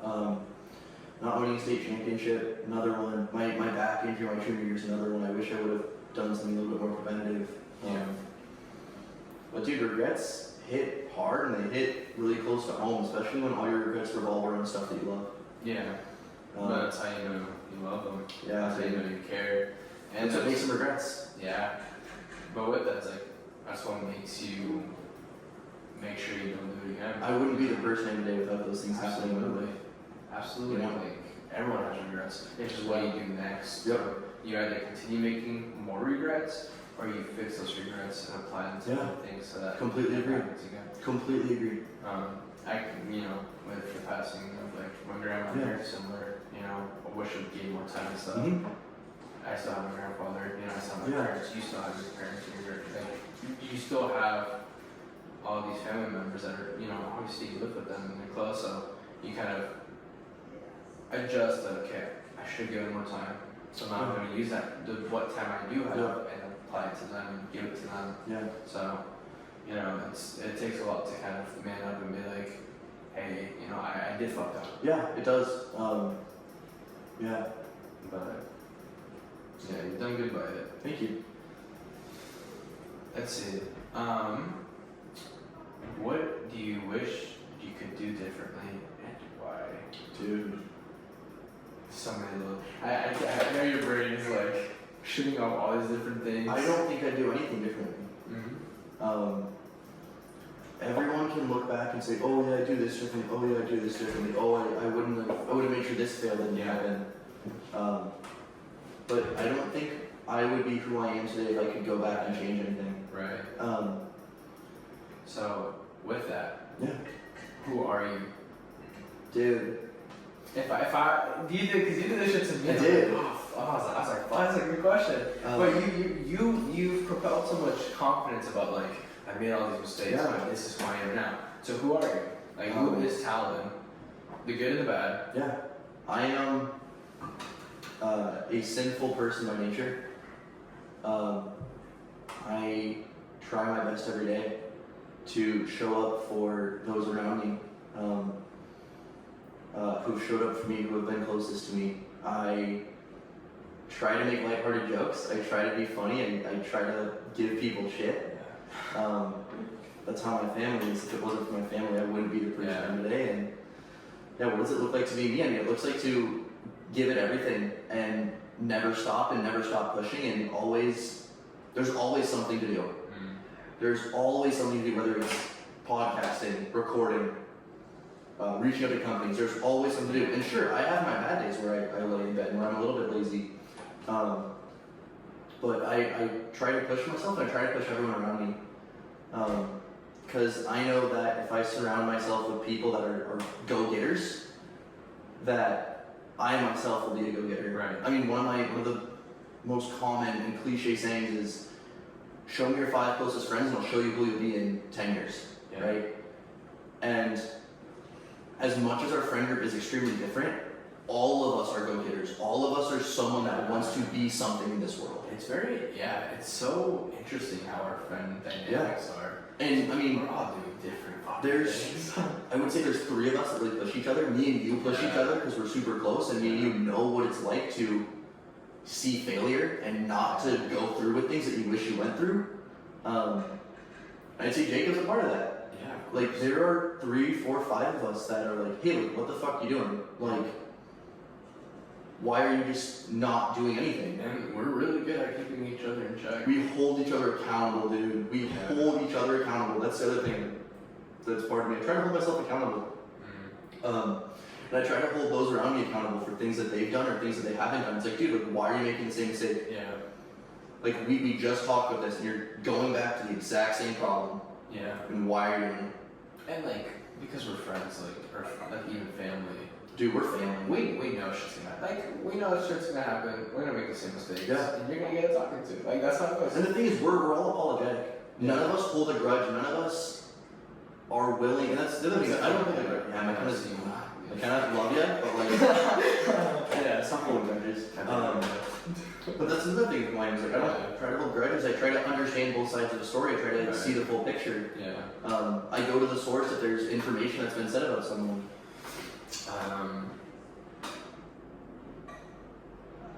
Ooh, that's a good question you have here. But we'll get that. We'll get to that in a little bit.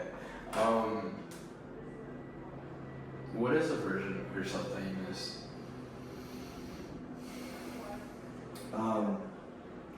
Or is there a version of yourself that you miss? I would say there's the side of me that I missed prior to the addiction, prior to the start of the addiction. I see. I'll just actually put it out there because it might hit some other people. I struggled with pornography addiction. I was introduced to porn in 8th grade. Yes. And I feel like it's really common with guys, especially, for it to be introduced at a young age. It's in media, it's mainstream media. Yeah. I fucking now. Instagram reels. Now more than ever, in any sort of comment It doesn't section, X or on YouTube, it's just everywhere. Yeah, and I would say I miss that side of myself prior to the addiction. Innocence and stuff. Yeah, and like I would have found other means to not be innocent, Right. and to lose that innocence.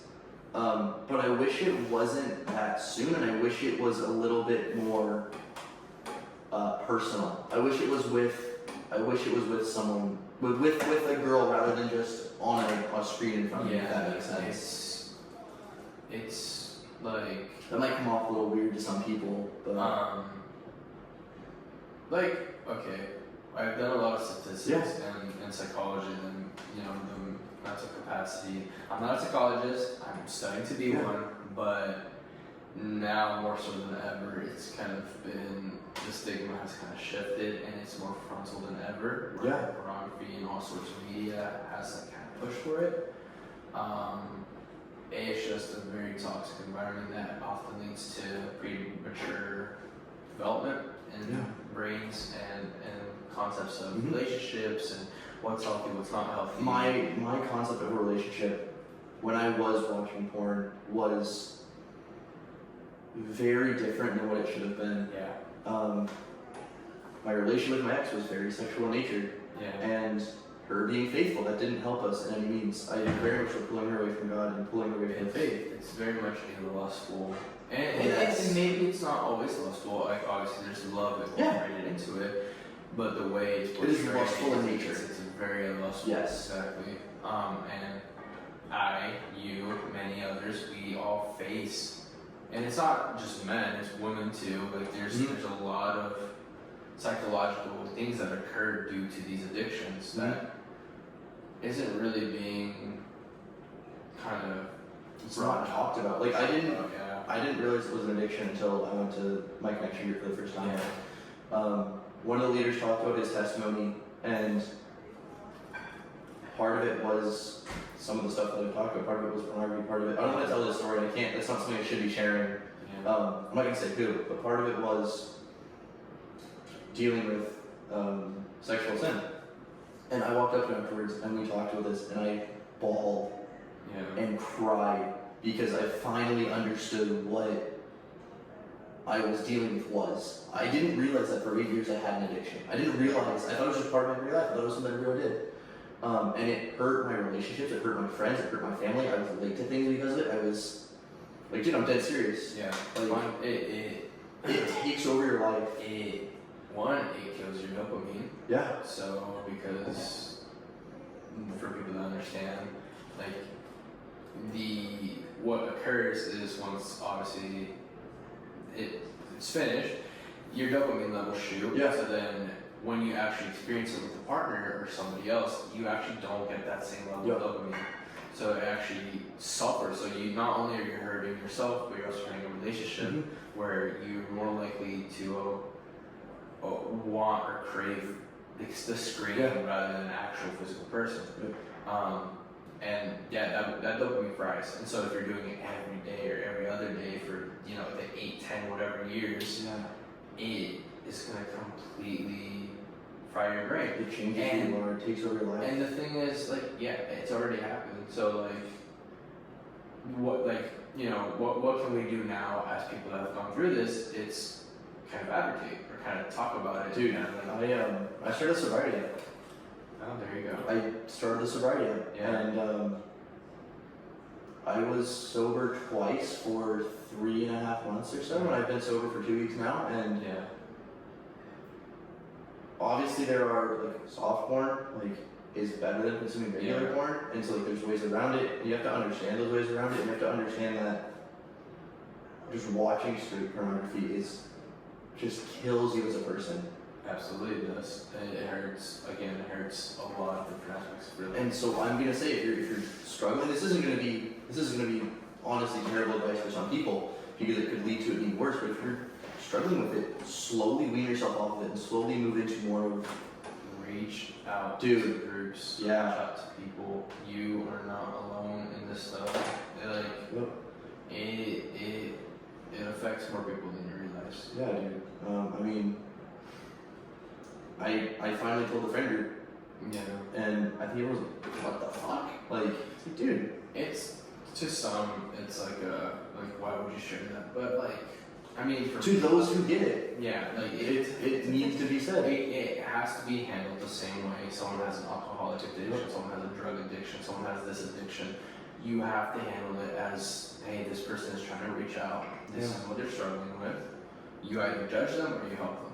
And if you're gonna judge them, then you'd be more helpful leaving them alone, because otherwise they're not gonna want to reach out. Yeah. That's simple as that. I mean, and that's why faith has been such a big part of my life, is because I realized that as much as my connection group has helped me, and as much as those guys in that group have let me reach out and been there for me, God is also there. Yeah. And if it wasn't for the connection group, if it wasn't for faith, I would still be an addict to this day. Let's talk about relationships then. So in terms of things you did that were healthy and weren't healthy, we just discussed some things. Mm-hmm. So how did that impact your relationship? What things do you regret from it? Dude, Excuse me. you're good. I'm gonna start on my side of this with things that I did wrong and how it affected the relationship. It was really negative. My partner felt very uncommunicative. When a problem occurred, it was 3 days of silence and then, okay, we're good. And there was never any resolution. So I didn't understand how to bring up something that was wrong. Right. And You figured like silence would. I might as well just not bring it up. If I'm not going to hear from you for 3 days, I'm going to worry that you're going to break up with me for 3 days. I'm just not going to talk. Yeah. Right? And it was the same thing on her end. Like, I would bring up a problem that she was doing wrong, and she would take it personally and promptly get upset with me and promptly take it out on me. So I was like, I'm just not going to bring anything up. Yeah. Right? I'll stay silent. I'll be happy. I'll be this guy. I'll put up this mask. And sure, I cried in front of her, and sure, there were things that hurt, and sure, there were things where I needed to be cuddled and held and deal with these things, and she was there. But it was a really, we were very toxic for each other, and I've told everyone that. But the flip side of it is, if it wasn't for her, I wouldn't have found God. Yeah. And I thank her every day for that. I thank her every day for bringing me to God and showing me faith and helping me build who I am. And like that's one of my biggest biggest things is that I have to thank her, because if it wasn't for her, I don't think I would have found God. And as much of it is on me building that relationship with God and building that foundation in Christ and building what needs to be built, I wouldn't have found, like, I put in the work still, and I still put in the work every day, and I try to be faithful, and I try to be a Christ follower, and I try to be Christian. And there's days where I fail, there's days where I fall back into addiction, there's days where I sin, and that's who we are as people. Absolutely. And I mean, one of my favorite questions is, do you think you should go to heaven? And no, I don't think I should go to heaven, but I get to go to heaven because Jesus died on the cross for me. Yeah. You know? I'm a sinner by nature. I'm a terrible person. But for Christ, like, it's like, I try to do better every day. And, we all have our vices. yeah. Not perfect. And back to the relationship stuff, I mean, it was a really difficult relationship. It was really, the good times were great, the bad times were awful. The bad times were awful. And we both did things wrong, and we can admit that, but in terms of things that I did wrong, I mean, I wasn't 100% honest all the time. I mean, and it slowly, I mean, the sexual sin was the biggest problem. I continuously pulled her away from her relationship with Jesus, and I look back on that and I feel really bad for that, because I wouldn't have turned her into who she is today if that didn't happen, if I would have had a little bit more semblance and a little bit more respect for her faith. I think it would have been a lot healthier. I would have built my foundation on Jesus sooner, you know? Yeah, for sure. And like, it takes a lot of kind of gut to be able to say all that, just because some people never really acknowledge it. That's the other thing about me, is I am 100% honest 100% of the time, or I try to be, right?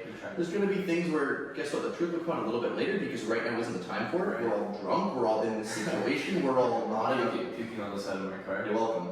You're welcome. And it's like, I will tell you the truth, I will call you out on your bullshit, like that's, again, that's part of who I am. Like, I'm open. You ask me a question, I'm not going to flinch and shy away from that question. I'll answer you wholeheartedly, and guess what, if that answer scares you, then you gotta look internally and figure out what's going on in your life. Yeah, for sure. You know, kind of summing up then, because, you know, this relationship, 3 years, basically. Yeah, I mean, I thought we were getting married. The good and the bad. And you prompted this question on me, so I feel like it's fair to pop to you. It's, if there's something you could say to her, what would it be?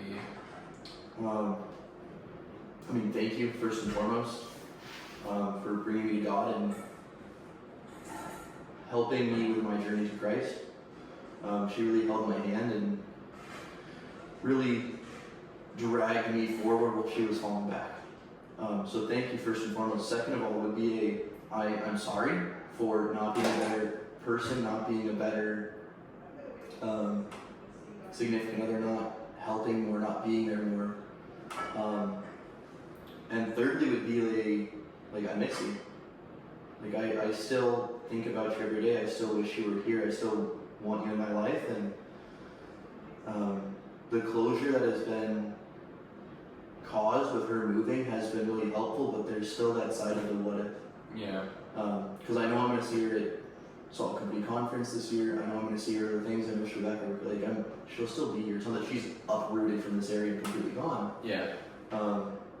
And so I still hold out for that ever so slight hope, and I know that's wrong. Yeah. Yeah.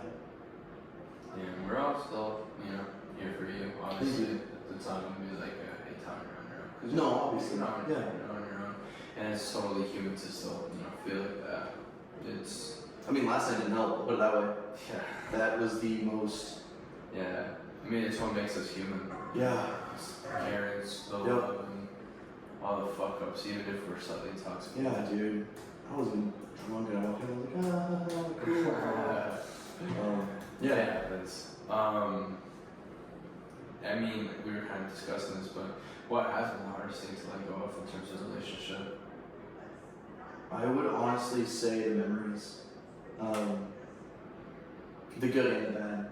There's a lot of points in time where I am falling back into sin, and I think about her, and that is in terms of pornography and sexual sin, and she's the first person that comes to my mind. Yeah, she was my first, and sort of my first everything. And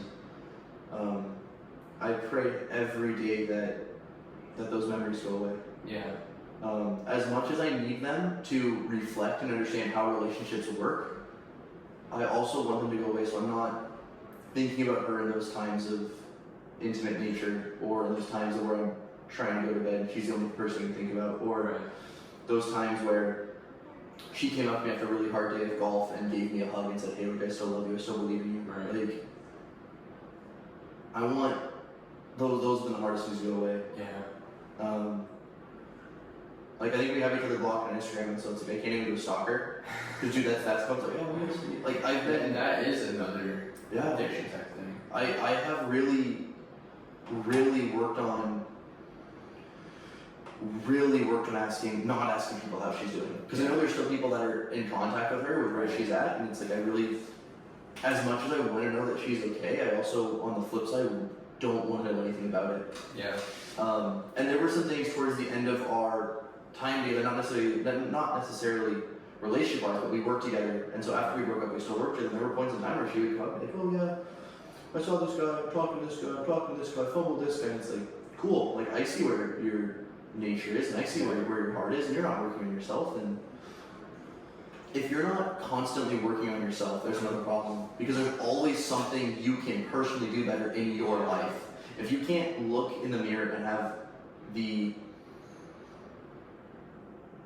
understanding that you are not the person that you are meant to be, if you're always searching for something that's worldly, if you're always searching for something that's If you're searching for something that's in someone else, exactly, put it in yourself, and you're doing stuff in the same thing. Yeah, even, and that's the thing, is like, we're in the gym, right? You're currently potentially talking to someone, and it's like, guess what? You're still working on yourself, you're still working on yourself, you're still working on yourself. I brought this up yesterday to all you guys. Yeah. Like, it's a very unearthly talk to someone, which a week ago I had no plan of. And I still like you said, I'm just working on myself. Yeah. Like, And this works out, it doesn't. if you don't work on yourself in a relationship or post-relationship, you're always going to be the person you were in the relationship. Absolutely. And that takes time and kind of consideration of yourself and others, and that person, the good and the bad, because there's always going to be good and bad. I guess with that, it's like, what's the hardest lesson life taught you? Oh man, hardest lesson life taught me.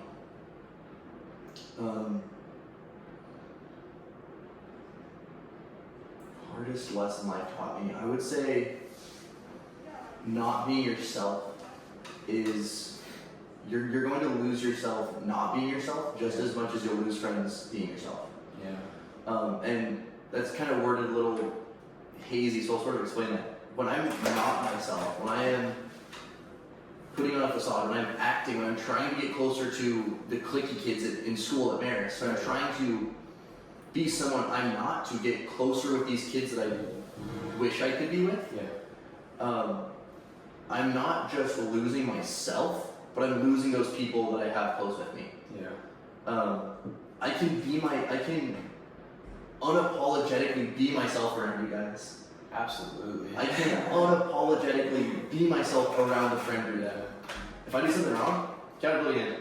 Yeah. You know, like I will hold myself accountable for those things. I will hold myself accountable for things that I do. And that's what our group does. We all hold each other. Yeah, and just as much as you will lose those friends, you're gonna lose yourself. So it's either you don't care about the cliquey kids, you don't care about the cool kids, and you have your tight group of friends, or you can try and fit in with these kids, never fit in with these kids, and then lose everyone else back there. And you're gonna make mistakes. Yeah, and It happens. you're gonna learn, and the friends that you're closest with are gonna say, hey, look, I know you've been hanging out with this group, like we miss you, like coming out with us. Yeah, they're true friends. You know, They'll always be there. But don't take them for granted. Dude, yeah. Don't take things for granted, I'd say is the other one. I mean, I've lost a lot in life. Yeah. I've lost athletics, I've lost friends, I've lost family. Taking things for granted is one of the, I think it's the easiest thing to do in life. Absolutely. But has the most long-lasting consequences. Yeah. For sure. Time just passes and you think You just lose it. yeah. You just lose it. It's gone. Yep. But with that being said, you asked me this question last time too, which I found really interesting. If a girl asked you what "I'm fine" means, what would you tell her? I mean, there's a couple different ways that I can sort of take it. If I say I'm fine, and usually it's you can't fix this, like you don't understand what I'm going through, like this is on me to do, and just sort of leave me alone. Like, be here and talk to me. But if I say I'm fine, like you can't do anything to help me. This is on me to fix. This is on me to fucking get in the weight room. This is on me to fucking push myself. Yeah. I'm feeling like I'm struggling. I can explain it, and you're gonna have no fixes for the problem.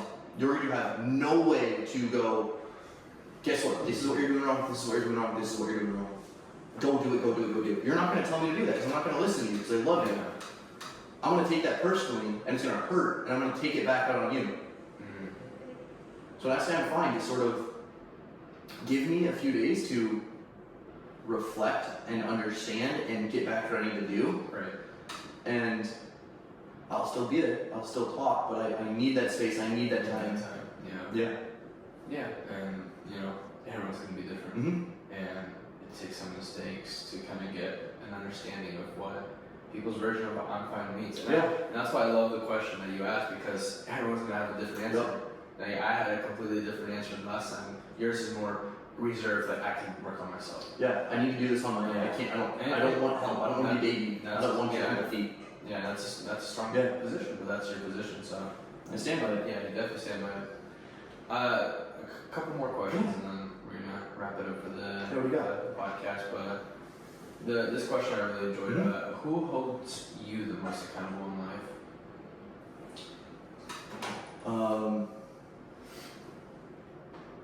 I want to say myself, but that's probably a true statement. I'm just kidding.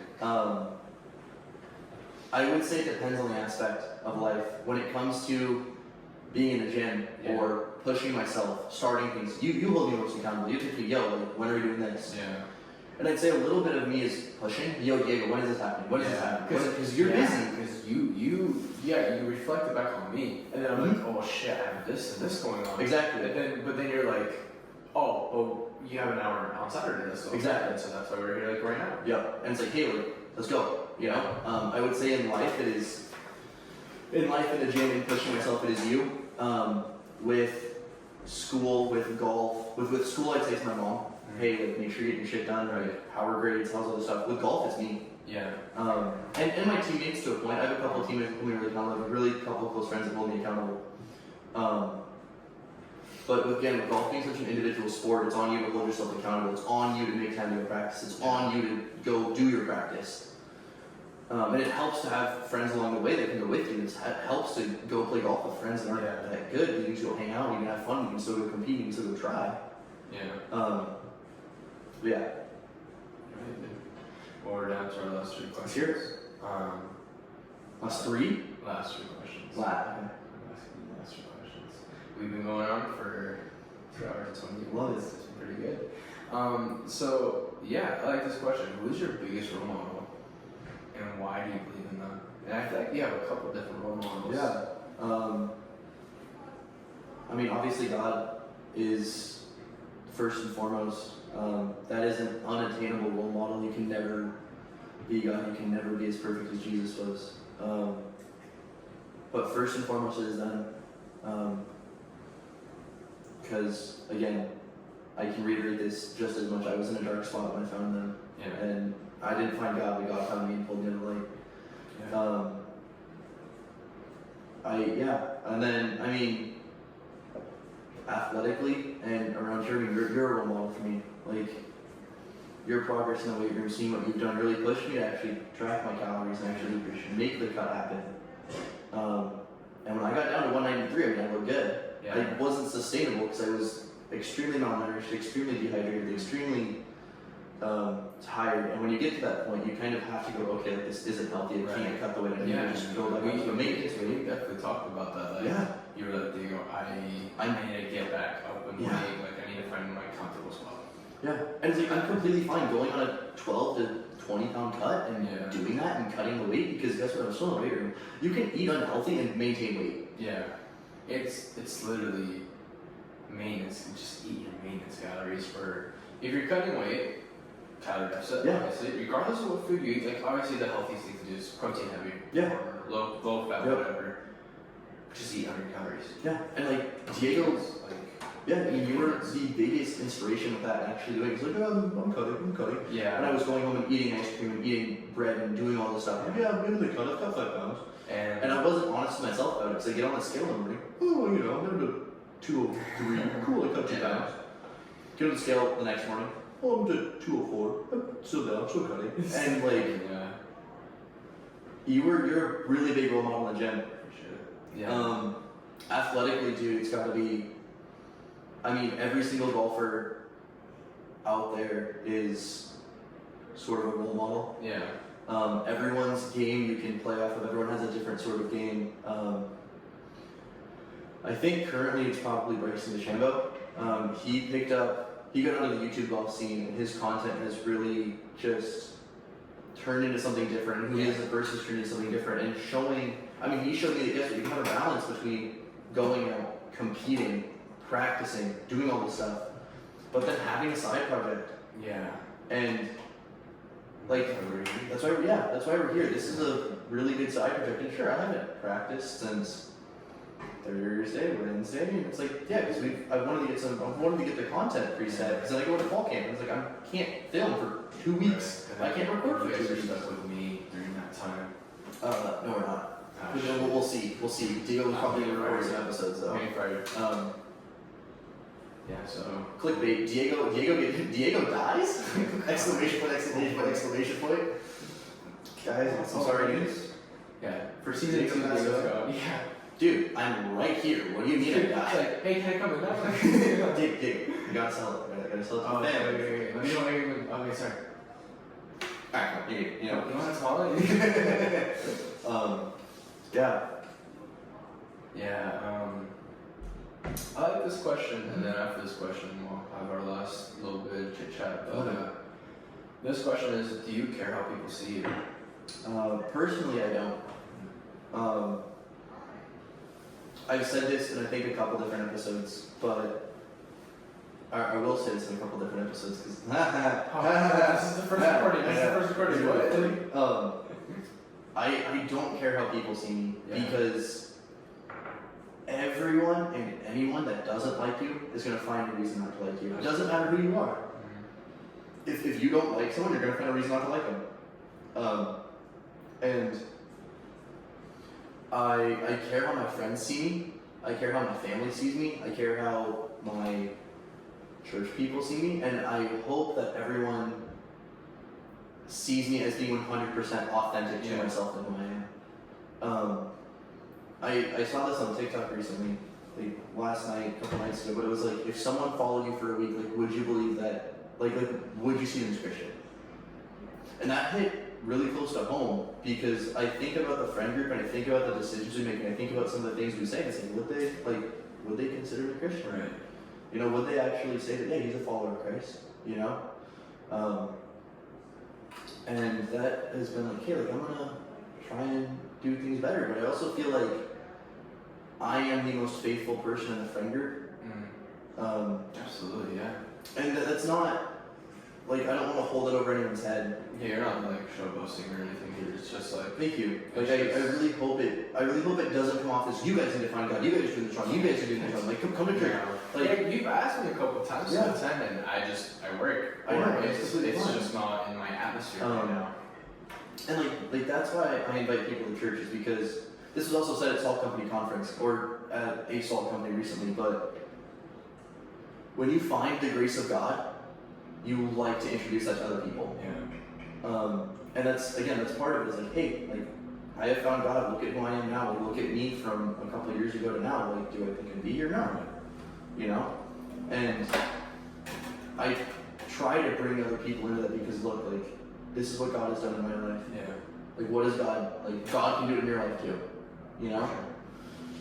So yeah, I really hope the faith doesn't come off as boastful or bragging or holding it over everyone's head. And I really hope that you guys do see me as a Christian, that you can come with your biblical advice, that you guys can come and be like, hey, like, this is going on in my life, like, what should I do? Yeah. You know, and obviously it's gonna be different. Like I said, like I turned to Jonah last night for some biblical advice and some faithful advice, and I turned to you for the worldly advice. And like, hey, like, I don't understand how to do this with a girl. Like, what do I do? Because I don't know where I went wrong. I don't know what went wrong. I turned to Jonah like, hey, like, this is what's going on. Like, help me. Like, I don't. And he gave me biblical advice. Like, I have the two friend groups for that reason, and I take both of those advices and I really meld them and mix them together. Yeah, because you just apply it, and then it's up to you to kind of, Yeah, you know, push on to the next. completely.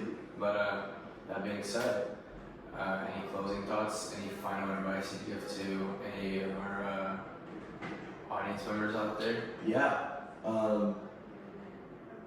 This is gonna sound cliche, but chase your dreams. Do what you want to do. And push yourself. Like, this entire podcast was sort of a complete whim and something that we wanted to do, and we just jumped into it and said, hey, I'm gonna buy this stuff. Like, that's what it is. It's just taking the first steps. So if you're ever hesitant to do something, take the first step. Yeah. If you're ever hesitant to walk into church, take the first step. If you're ever hesitant to get in the gym, take the first step. You know? Like, church is a hospital for the broken people. And some of those people might be healing, some of those people might have just been broken and have just started finding God, but it doesn't matter as long as you take the first step. It doesn't matter who you are to enter the church. It doesn't matter what church it is. Yeah. But take the first steps and do what you want to do. Do what you love. Find a passion. Yeah, that's about it. Those are some pretty good words. Thank you. This has been the Getting Big podcast. Thank you, Talon, again. Of course, thank you for having me on. We are excited to hear more about our next episodes, but till then, ISI. ISI, brother.